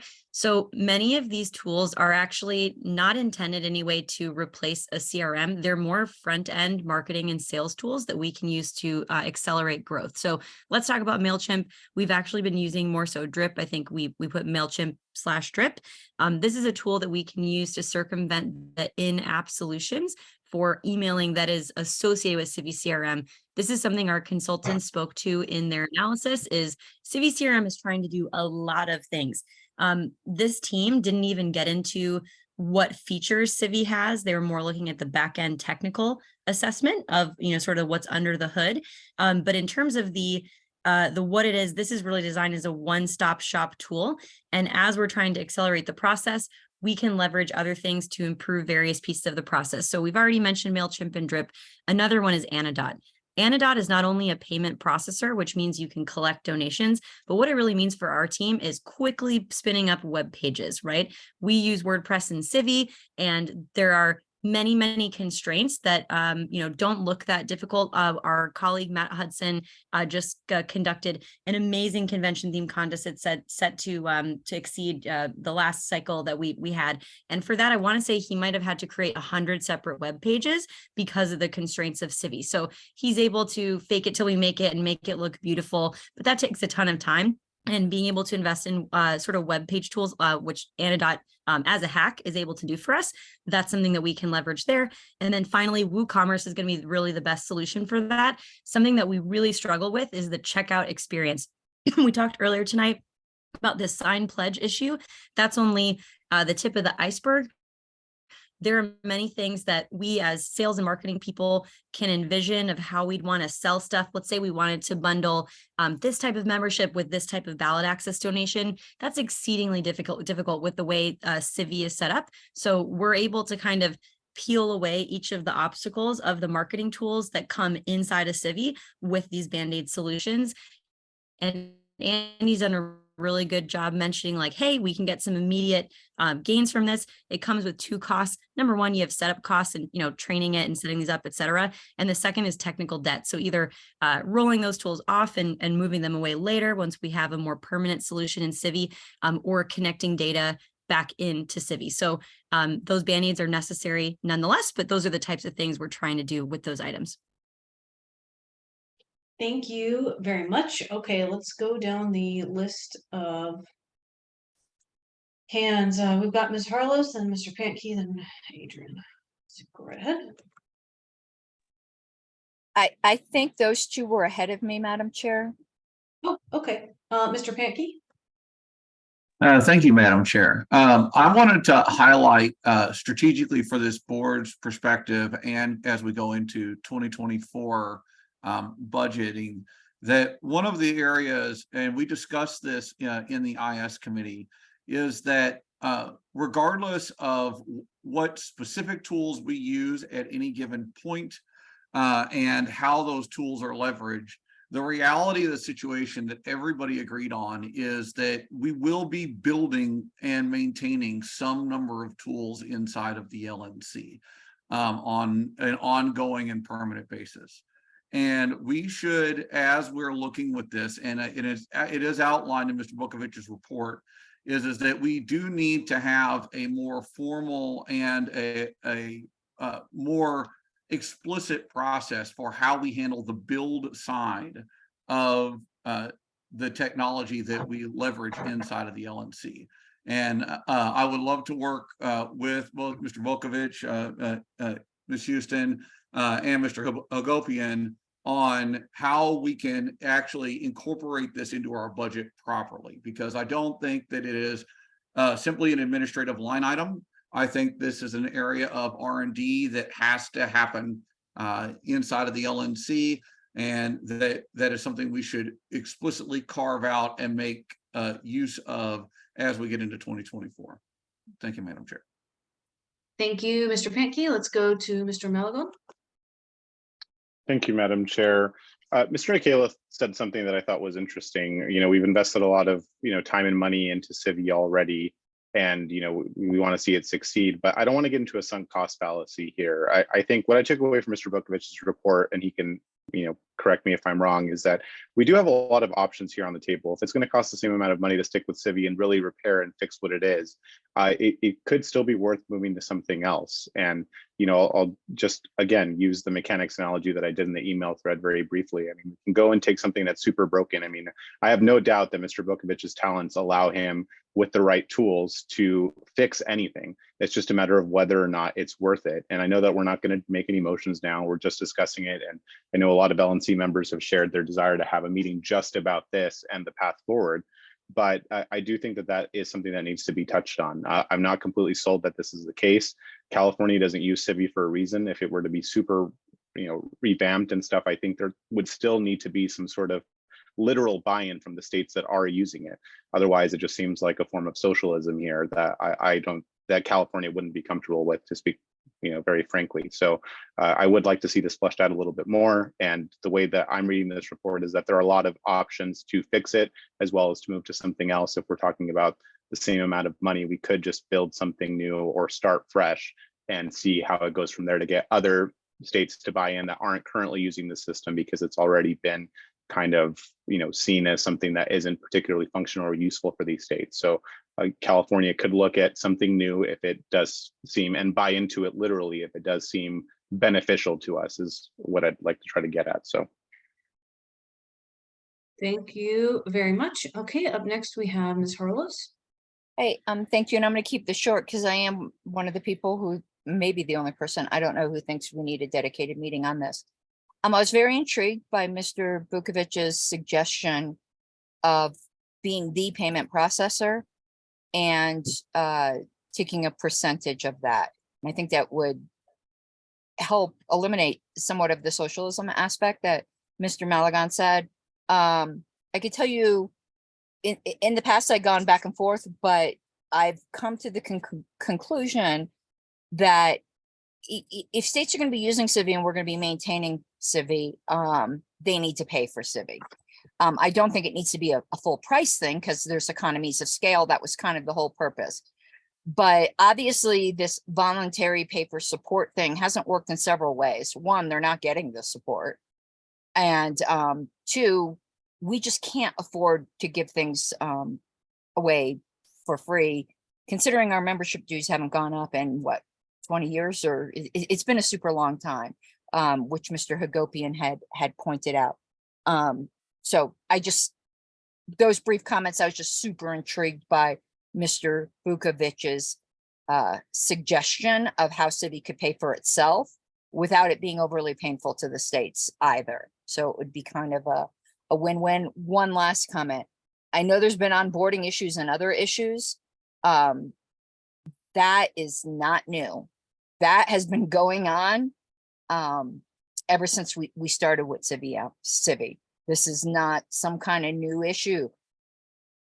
If we stay with this or whatever we do, if we're going to give something to the states, we've got to do better at giving it to the states, because having a ticketing system with hundreds of tickets that just never get to, and like we just heard, and I'm not blaming anybody, I'm pointing out problems, not pointing figures, because we're all working as hard as we can with the Wisconsin secretary not yet having access. I mean, the Wisconsin party needs that, their secretary needs to be able to get into Civi. So that's it. Thank you.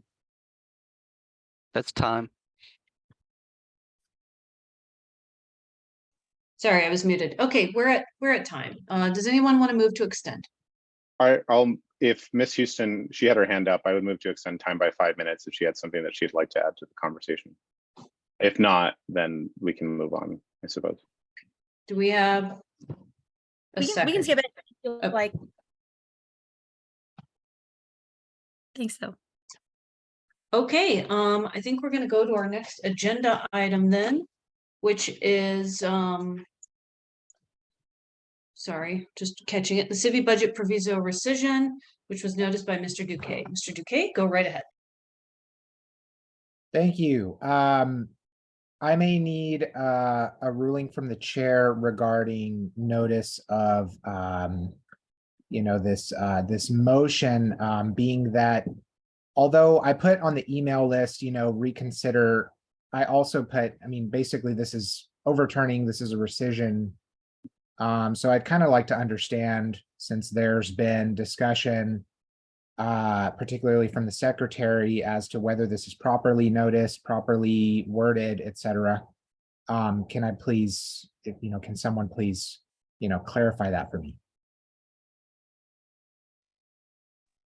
Okay, I feel like you asked me to a ruling on whether or not it's properly worded and whether or not it's properly noticed. Is that right? Yeah, essentially I would like it to be worded rescind the previous motion previously adopted, and then for the rest to, remain the same. Okay, Ms. Harless, did you have a point of inquiry of some sort? A point of parliamentary inquiry / clarification.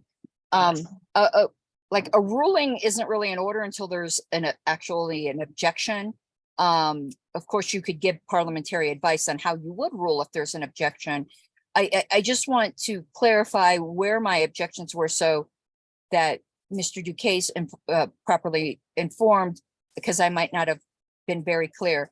Whether or not it's a reconsider or a rescission, I think is somewhat academic. That isn't the problem I had. Using the wrong magic term to me is not a big deal.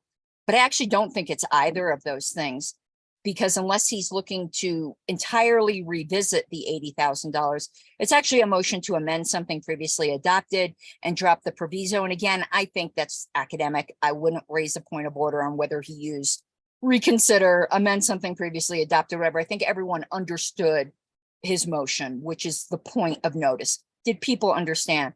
Where I think the problem comes in is it wasn't noted. I don't understand if it's Mr. Duquesne's intention that we are no longer committed to Civi. If that is the case, that would require rescission of older prior motions for which there wasn't any notice given. So just his one motion that he gave the wording for, I'm not going to quibble on the wording. Robert serves us, we do not serve Roberts. To quibble over wording like that to me is just being silly. But if he is looking to overturn the fact that we are committed to providing Civi, that's an entirely different issue. Okay, well, let me pause right here we've got the motion up. Before we get into argument, I think it's gonna need a second. And then I would like to hear Mr. Duque speak to his motion, and then let's get into whether or not, then let's get into the finer details. Madam Chair, though, can I ask Mr. Duque if what he meant was to move to amend something previously adopted to delete the proviso from budget line 8240, and he's not looking to reconsider that dollar amount? I That's mean, correct. yeah, you can, but I would rather us. I feel like there's gonna be a lot of debate on this, and I don't think that it's right that we cut debate on it yet. Cause I think that there's a good faith interpretation on both sides, so I'd rather just do it what I think is the right way. Does anyone else have a point of order or a point of inquiry? Yeah, a point of order, I Madam do, Chair. Madam Chair. Oh, go ahead, Madam Secretary, sorry. I don't know what motion to put on the screen. Those are really two entirely separate motions. So in order for me to even record the motion, I need to know whether we're rescinding that entire motion, which includes the $80,000 and revisiting that dollar amount, or whether we are just moving to amend to drop the proviso. Those are two entirely different motions, and I can't even record what the motion is without knowing this. Okay, so what did Miguel initially notice? That's what the motion is. And then Right. we can, yes, Miguel. Okay, I- sorry. I just, thank you, Madam Chair. My understanding of the motion that is cited is that the motion specifically was not setting the dollar amount or modifying that budget line item in any way other than to add the proviso. That was how I was reading the minutes from which, where that motion is cited. So the motion that I'm making is specifically to remove the proviso, not to alter the dollar amount or the budget line in any other. Got it. Got it. Thank you, Mr. Duque. I'll second. Okay, great. Mr. Duque, would you like to speak to your motion? Sure. Thank you, esteemed LNC colleagues. I think this was intended to be considered in light of the report which we just received, which I had not received yet at the time of noticing this motion. I was just anticipating that we would get an update, if not a full report, from the staff about their evaluation, which fortunately was able to happen. The staff also met with the IS committee and reviewed the evaluation, which was a very helpful discussion. We have now seen the evaluation and we've been able to ask the staff questions about it. My motivation behind this motion, although there may be other motions that are pertinent to our commitment to Civi, my motion is really specifically about this budget line proviso. And freeing up this budget line item so that the staff can make decisions appropriately based on their evaluation, based on their collection of input, which they're very good at doing. They're excellent when it comes to seeking out input from all the different users, of Civi and people who we're seeking to serve, like our affiliates, our members, the IS committee. So they're really good, at getting all the feedback and information possible. And what I would like to do is take a step towards reversing the really heavy-handed, in my view, involvement of the LNC on how, what staff is doing with our software. Because just to provide some background, I'm aware that the staff at one point was told that they could not discuss anything negative about Civi. And, this was like a barrier to even being able to evaluate Civi, which I get a lot of negative feedback about from our members.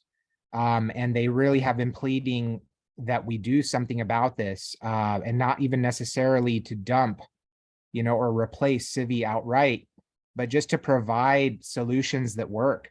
And, so the LNC has been involved in this matter, for the entire time that we've been on the board. We first, pretty early on, we voted to migrate from the previous CRM, Razor's Edge, onto Civi. And I don't think we were fully aware of everything that tool was doing for our staff to enable them to raise funds and to do marketing. And we nonetheless moved forward on that. And that was the last day that we had our previous executive director. So during that migration time, we had a new incoming executive director. During that migration time, we also lost our main staff member that was responsible for both setting up Civi and also maintaining it. He left before the migration was complete.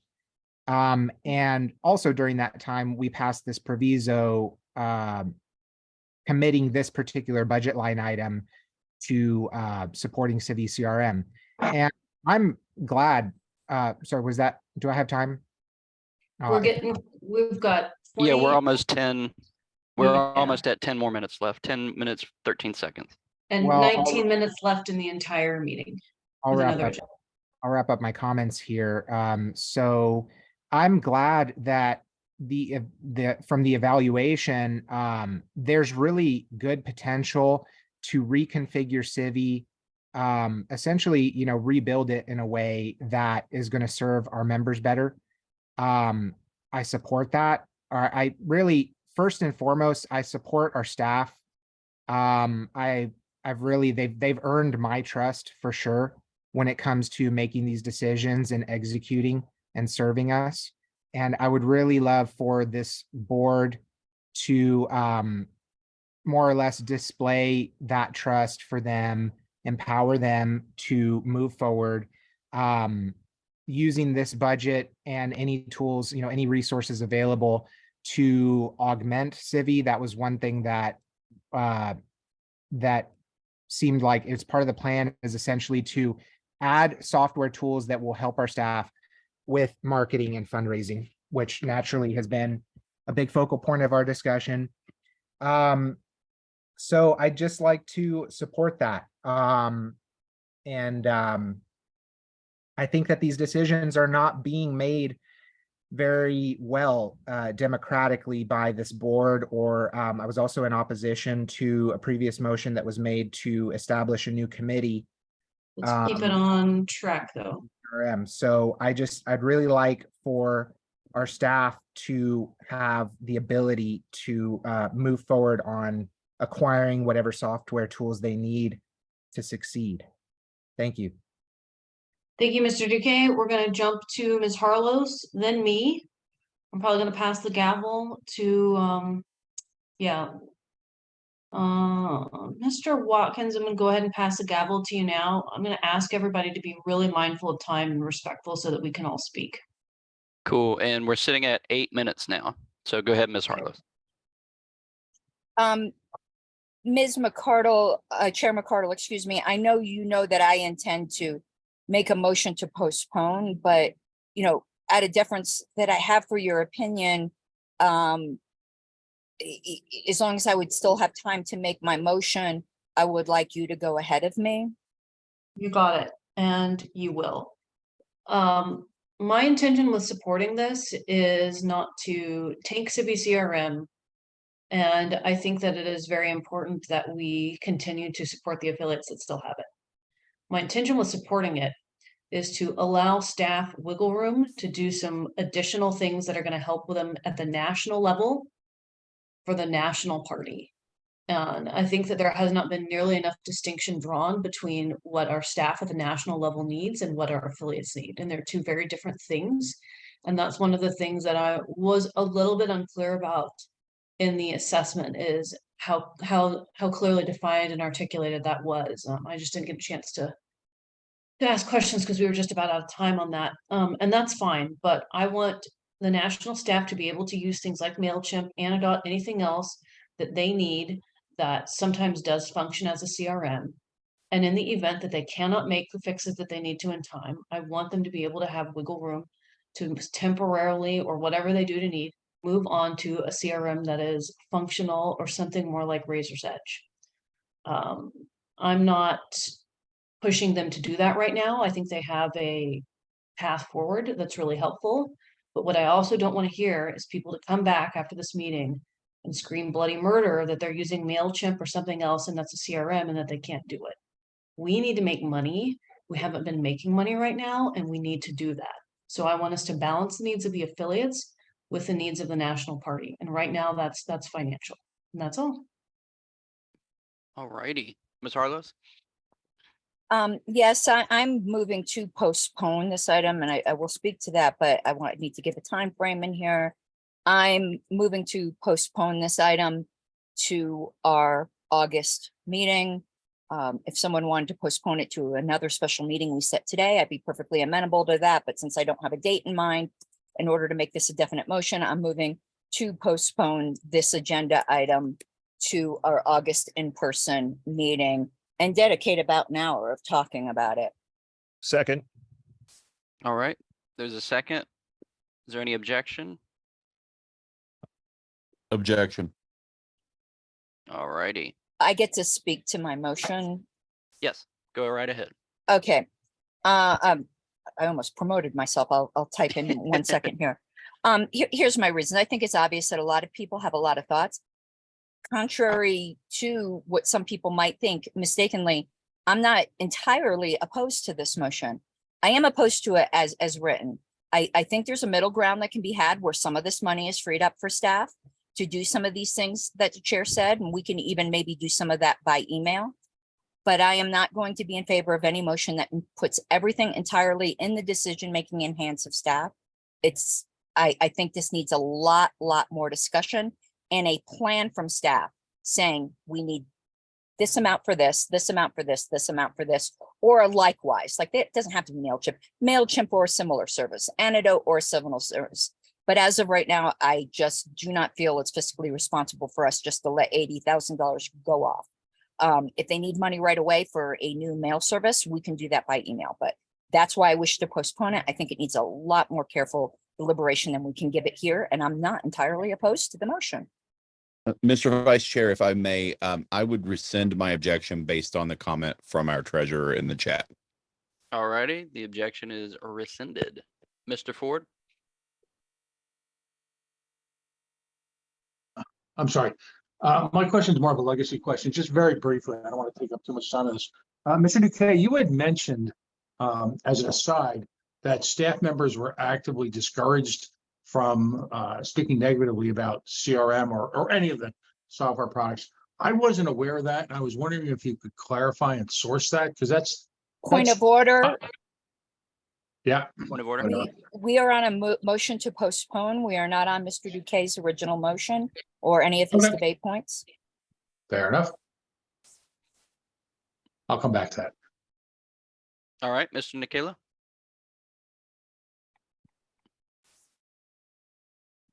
My hand was raised for the original motion, so I don't have any debate. All righty, Mr. Duque.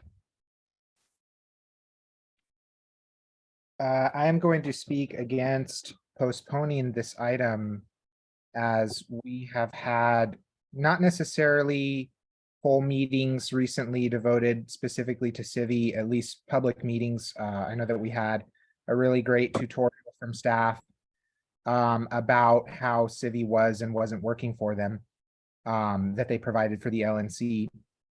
And we've had many lengthy discussions about Civi over the course of, many of our meetings so far in this LNC term. And I feel strongly that the members want for decisions to be made, that we've already gone many months with a very, a very difficult migration process, a lot of difficulties with our data management. I feel that our members have a strong sense of urgency for things to improve. And I really urge this body to move faster and not kick the can or continue to defer things, because every month that goes by, we lose a lot of opportunity. And I also feel strongly that this is not the sort of thing that the LNC actually needs to decide on, like on the level of minute details as to whether or not the staff uses Anodot. I completely trust our staff to, within the budget that we set for them, to use it as efficiently as possible. And I would rather not they have to come to the LNC for us to make a motion for us to approve of them using Anodot or MailChimp or any of these other things. It's just that the LNC doesn't have time to do that, constantly every month or every meeting or via email. This is our staff's job. This is what we hire them for. And We have 45 seconds. And I think we're getting into debate on the underlining motion. I'm against postponing. Thank you. All right. Mr. Malagon, we have 30 seconds left, just about. I was just gonna call the question, Mr. Vice Chair. So if we're done, then I think I echo Mr. Duquesne's thoughts on this matter. All right. So the question has been called. We have 20 seconds left. Do we need to extend time? Or is there You any can ask if objection? there's any objection to calling the question. Is there any objection to calling the question? All right, hearing none, we'll go to a vote. Okay, one moment, please. Point of parliamentary inquiry. Yes. I just want to make sure we are voting right now on the secretary's postponement, right? That's the motion that we're voting on right now. I believe so, since there was no, I'm losing the word right now. Nobody disagreed with calling the question. Okay, thank you so much. Objection, there it is. All right. One moment. So we are moving, the motion is to move to postpone this item until our August in-person meeting. Mr. Benner, Yes. and hold on one moment, please. I accidentally stopped my screen share and I need to put that back up. Apologies.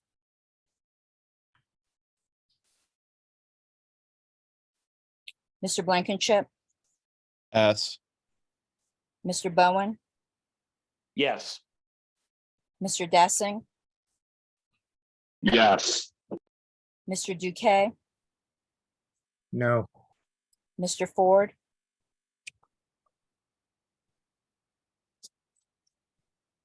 Yes. Ms. Gabbard,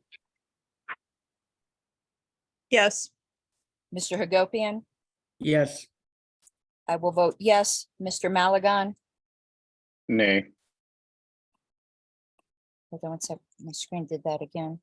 Mr. Nana, Yes. Mr. Nikela, Yes. Mr. Ruffo, I don't believe is present. Mr. Redpath, Yes. Ms. Yanuskavich, Yes. Mr. Watkins. Oh, no, excuse me, Ms. McCardle. Oh, chair's not voting. You're not chairing during this portion. Oh, you're right. Sorry, abstain. Mr. Blankenship, Abstain. Mr. Watkins, the vote is 11 yes, 2 no, 2 abstentions. I'll also abstain.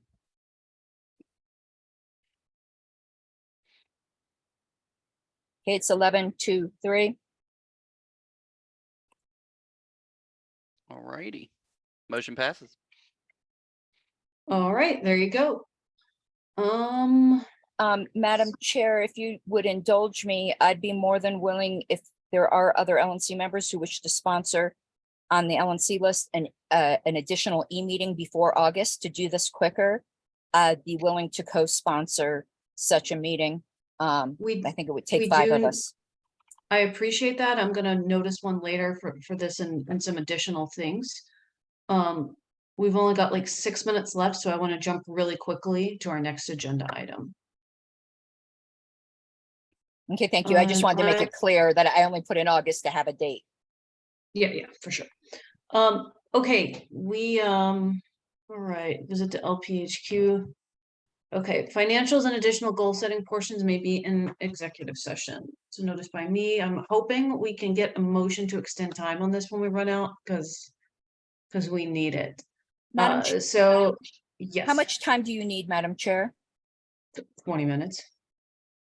If you have two people ahead in line, but I would be willing to make that motion whenever it's ready to extend for 30 minutes.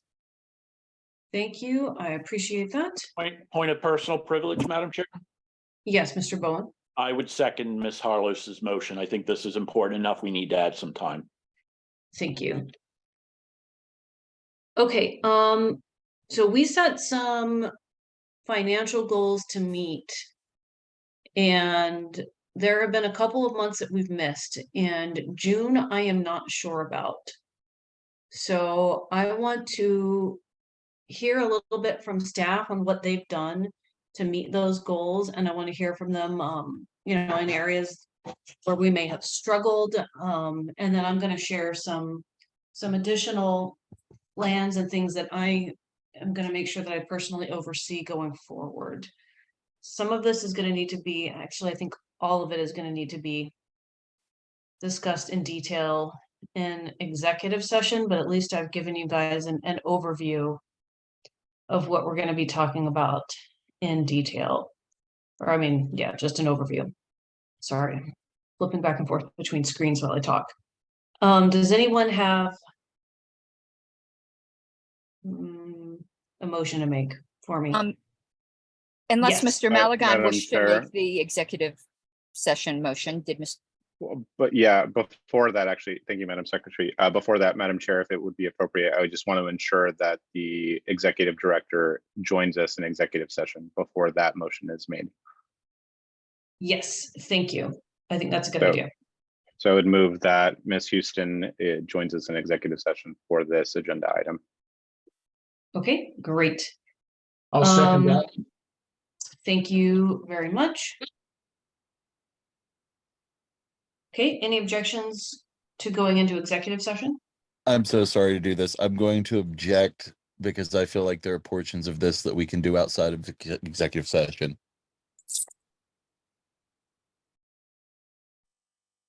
Okay, we've had an objection.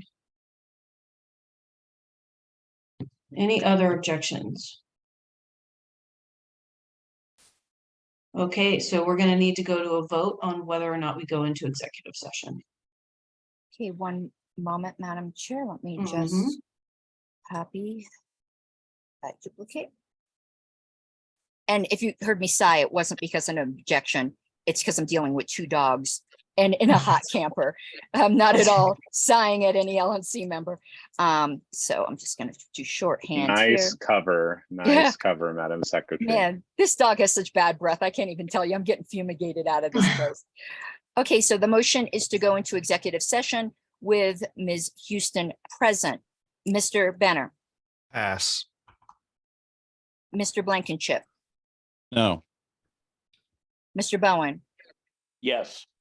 Mr. Dassing, Yes. Mr. Duque. No. I'm sorry, Mr. Duque, I did not hear you. No. Mr. Ford, Yes. Ms. Gabbard, Abstain. Mr. Hagopian. Yes. I will vote yes. Mr. Maligan, Aye. Mr. Nana, Yes. Mr. Nikela, Yes. Mr. Redpath, Abstain. Ms. Yanuskavich, Yes. Mr. Watkins. Yes. Did anyone pass on this? No. Yes, Mr. Yes. Benner passed. I vote yes if you're back to me. Yes, I am. Okay, Madam Chair, it is 11 yes, 2 no, 2 express abstentions. Okay. Motion passes. Okay, so we're also out of time. Lovely. I move to extend for 30 minutes. Okay, Second, okay, it's been moved and seconded to extend time by 30 minutes. Any objections? Okay, going once, going twice. Okay, hearing no objections, time has been extended by 30 minutes. Okay, Madam Secretary, how would you like us to do this? I'm going to, and first let me note the time that we're heading in, which is 9 o'clock. I'm going to throw everyone into that room and stick around to make sure that there are no lost sheep. This is going to be kind of hard for me on my little tiny laptop, but hopefully I can do this. So here's the breakout rooms. Point of personal privilege, Madam Chair. Yes. How does this work? Okay, never mind. I've just never done this before, so I just got a join thing. Never mind. Madam, Yep, you got Madam, it. Madam Pretty Chair, self-explanatory, I guess. Madam Chair, this is Bill Redpath. Could we take a Yeah. 5-minute break and commence this at 5 after the hour? Yeah, let's go ahead and stand at ease for 5 minutes. Well, Thank you. yeah, good request. Okay, we're gonna stand at ease. Everybody else who's here, we'll see you when we get back.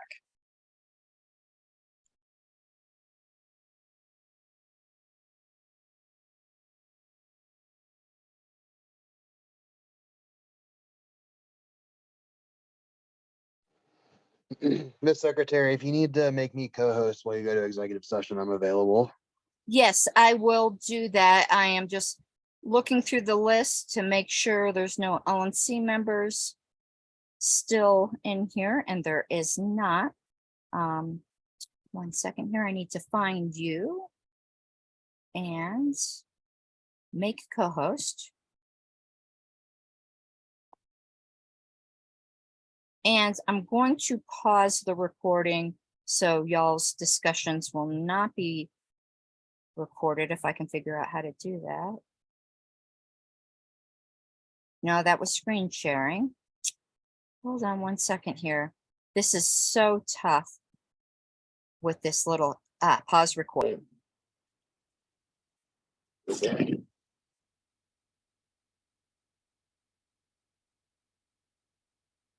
I don't know if the LNC's ever coming back. They're back. back. We're here now. Stop Welcome talking. back. Oh, that's funny. All right, there's one thing left on our agenda. So moved.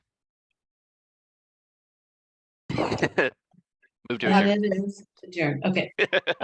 Do we have a second? Second.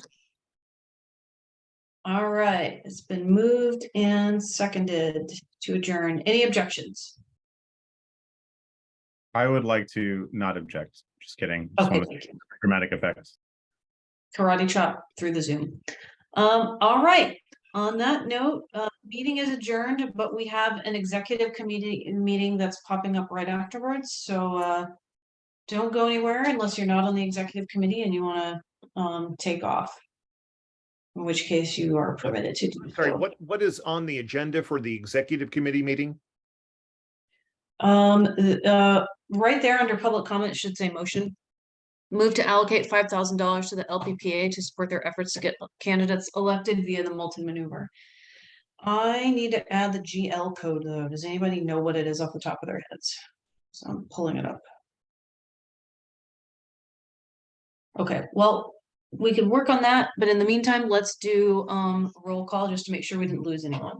And I'll call it to order at 10:13 p.m. Oh, I'm sorry, you got 12. That's fine. Yeah, okay. So Ms. McCardle,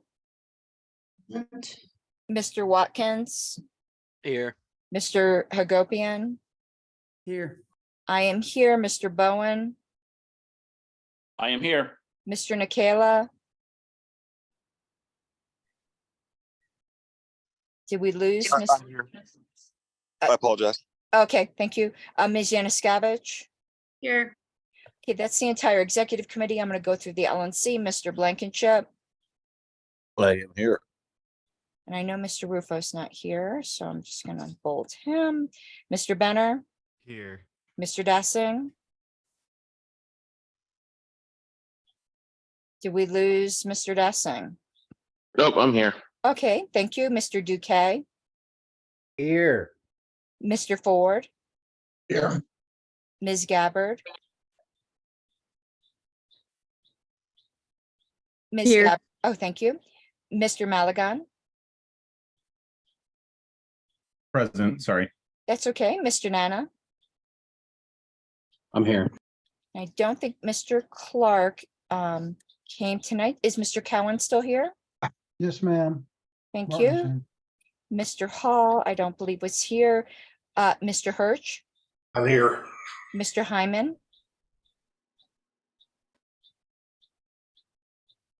Here till I hang. okay, Ms. Jones, Present. Mr. Pankey, Here. Mr. Redpath. Here. I don't know if Ms. Houston if she was able to get back in, and I believe Andy Bukovich, I know, is here. And I don't know if the LPPA representatives are still here, Mr. Cowburn and Alpha Shaw. Do we have Mr. Chuck Moulton? No, I didn't let him in, so. Yeah, I don't remember seeing him. I wasn't, okay. And Madam Secretary, I'm back in, but I keep getting kicked out. So if you don't hear from me, that's why. Apologies, I couldn't figure out how to do it when we were in executive session. I can text Rob if you need me to, Madam Secretary. That would be up to the chair.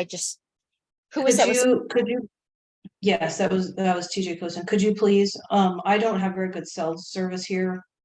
Yeah, I'll I'm text gonna him. can someone else text Chuck Moulton? Yeah, I can. Thank you so much. Okay, I really wanted to hear from them during public comment, but I don't blame them for not sticking around and waiting when they didn't know when we were going to be out. Here's what we're going to do if it's okay with the rest of you is I think we're going to discuss this, and then if and when they pop on, we will ask for some input.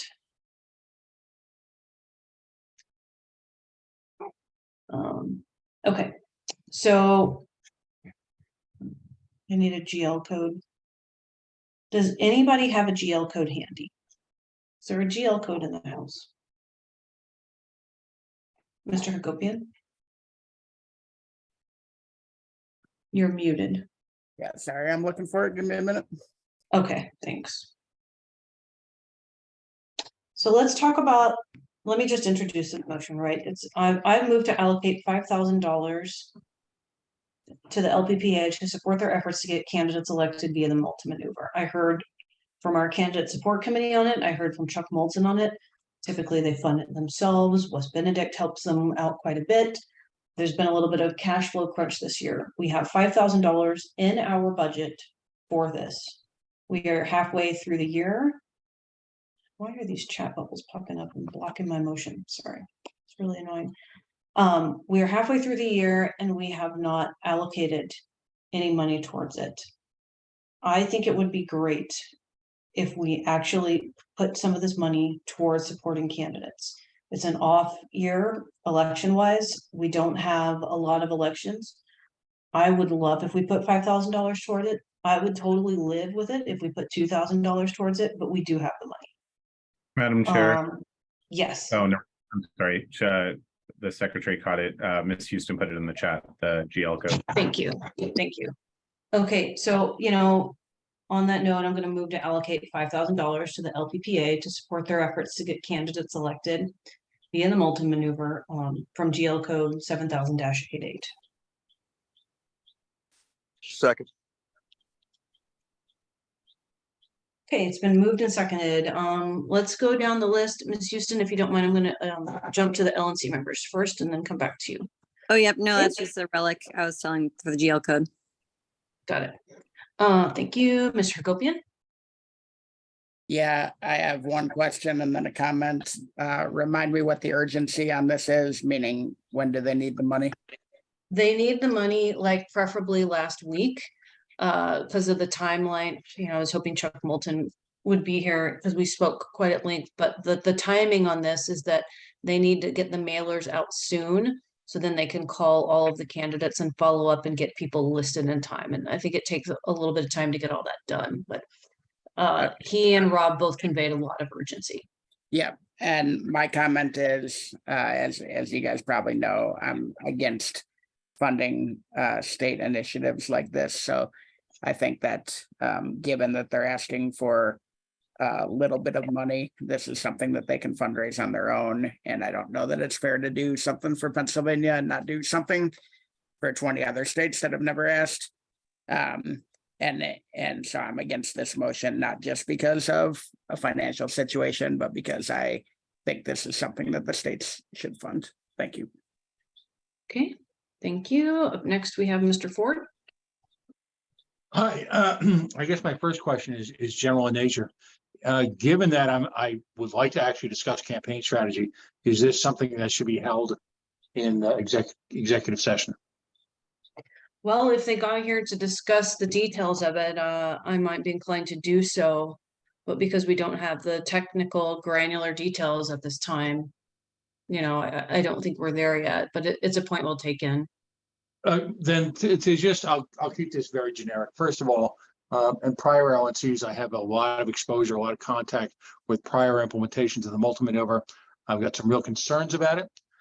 That's one area, and that gets into challenging areas of dancing around confidentiality. The second issue, to Mr. Hagopian's comments, I do believe this should be the purview of the state. I'm also concerned, and I'll just leave this hanging.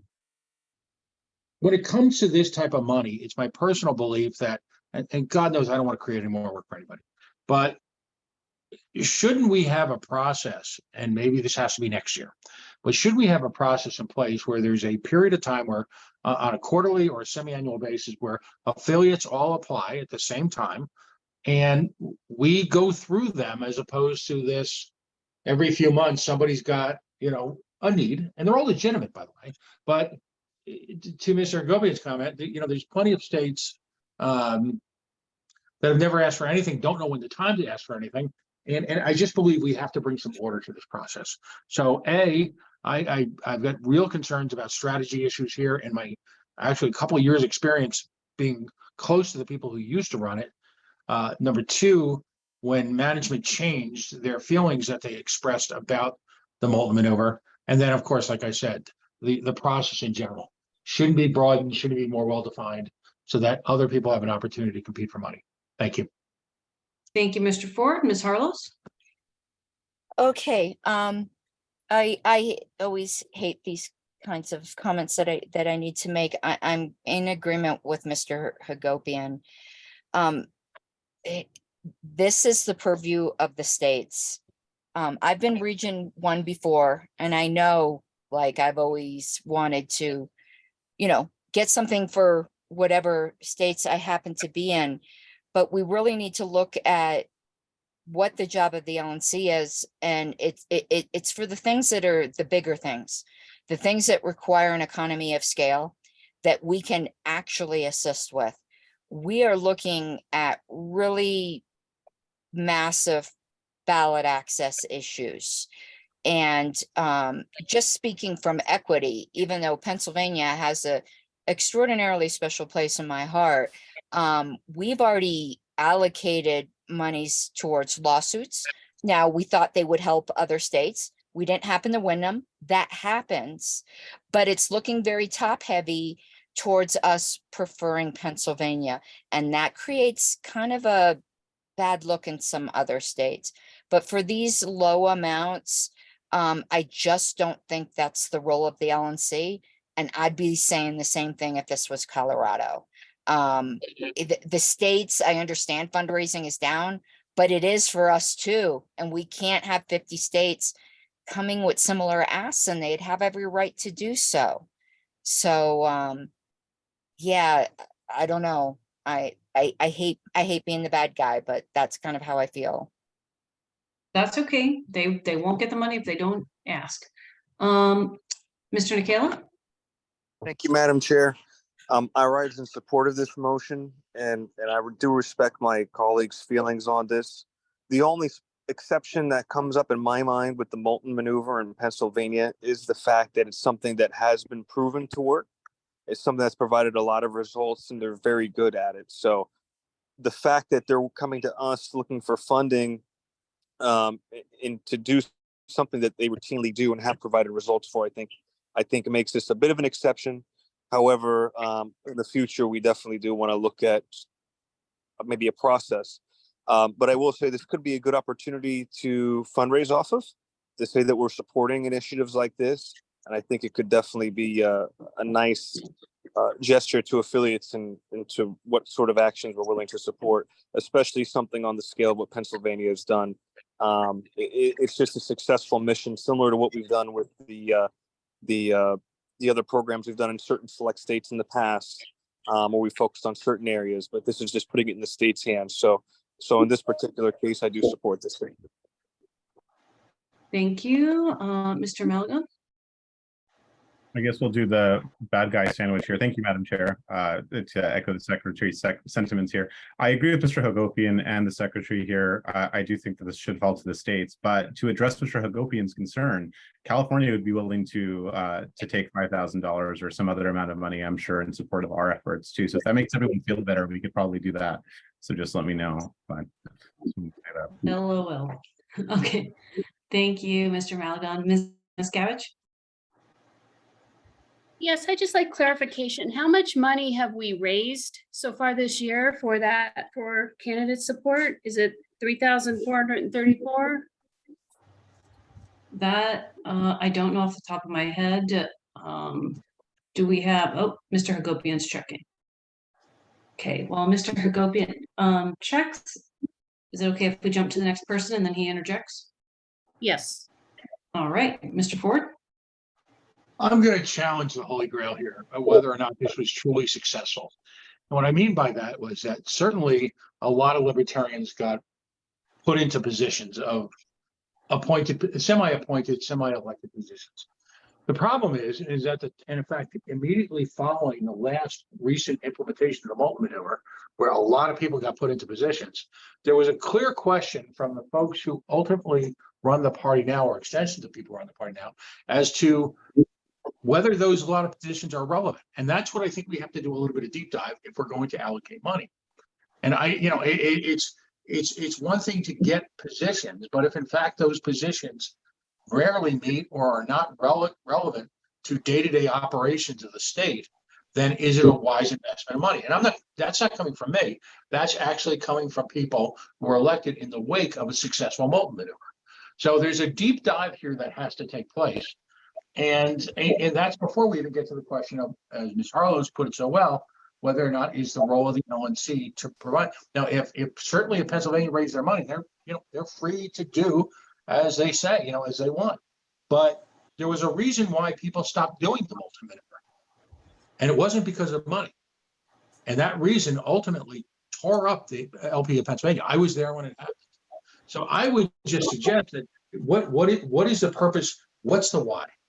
All right. Why are we doing this? And are the positions that we're going to get going to add to the fact that we're taking away from potential money that we could pursue a real goal, which is to somehow figure out how we're going to get onto as many states' ballots as possible during the presidential election. So I'm actually going to challenge the Moulton maneuver as to whether it was truly successful or not. Thank you. Thank you, Mr. Ford. One of the questions that I posed to Chuck Moulton when he broached this topic with me is I said, could you take a little time to drum up some evidence to show me how many tax dollars have been saved, how many regulatory, frameworks had been reduced, et cetera, by the Pennsylvania candidates that were elected via Moulton maneuver? I haven't heard back from him. I don't think he blew it off. He was responsive, but that might be, that might be a good thing for us to know. So I hear your comments, and I was hoping I'd be able to answer that for you tonight, but we don't have him on the call. Mr. Blankenship? Yes, thank you, Madam Chair. I guess I will frame what I'm about to say by saying that I know that Mr. Cozen and I both fell on opposite sides of this in discussion during the candidate support committee when we heard the rationale for this. And I raised many of the concerns that that members of this executive committee has raised. The only additional comment that I would make is that to Mr. Nikola's point, one of the reasons that it was so successful was that it was specifically the work done by an individual that had put a lot of that groundwork in, and it was the salary that was being paid effectively to his PAC that allowed him to do that work. It is my understanding that based on a deadline being passed, that that's not going to happen now, and that this 5,000 would not get them anywhere near the 20,000 that they originally asked for that. And that instead this is just for the direct mailers, which means that while historically it may have been successful in the 2 to 3 times that it's been done, this would be a time doing it without that expert work, that expert really putting in that time and effort. And so I would actually even err closer on the side of Mr. Ford in saying that I'm unsure as to whether or not this will be as successful and whether or not we should be focusing on doing this for particular states. And I would just say to parrot my colleague from California that West Virginia will also happily take $5,000 if we're looking to hand it out. Thank you. Thank you, Mr. Blankenship. Mr. Redpath? I would just like to say, I think Mr. Ford's commentary was very insightful. I'm all for libertarians getting elected to positions, but I think there are a lot of positions in Pennsylvania that are things like constable, things like justice of the peace. Again, I'm all for libertarians being elected to these positions, but I think we need to know more about what this is going to accomplish before LNC money is allocated toward these ends. Thank you. All right. If there's no more hands up, let's go ahead and go to a vote. Okay, give me one moment. Let me just get an XCOM ballot. Just 1 second here. Duplicate. Just got to put a little note here so I know what it's for. Oh, I didn't clear out the last one. Give me 1 second. Okay, Mr. Bowen. No. Mr. Hagopian. No. I am going to vote no, regretfully. Mr. Nikela. Oh, sorry, I don't know. Mr. Watkins. No. Ms. Yanuskevich. No. Madam Chair, it's 0 yes, 5 no, 0 abstentions. All right, the motion fails. That is the only thing we have on the agenda. I don't see anybody else has joined our meeting, correct? Correct. All right, there's one thing left. I would move. Move to adjourn, Madam Chair. All right. Seconded, Second. anybody? All Second. right, it's been moved and seconded to adjourn. Any objections? Going once, going twice. Hearing none, we are adjourned at 10:32 p.m. Eastern. Thank you. All right, thank you guys. Good night. So. Evening.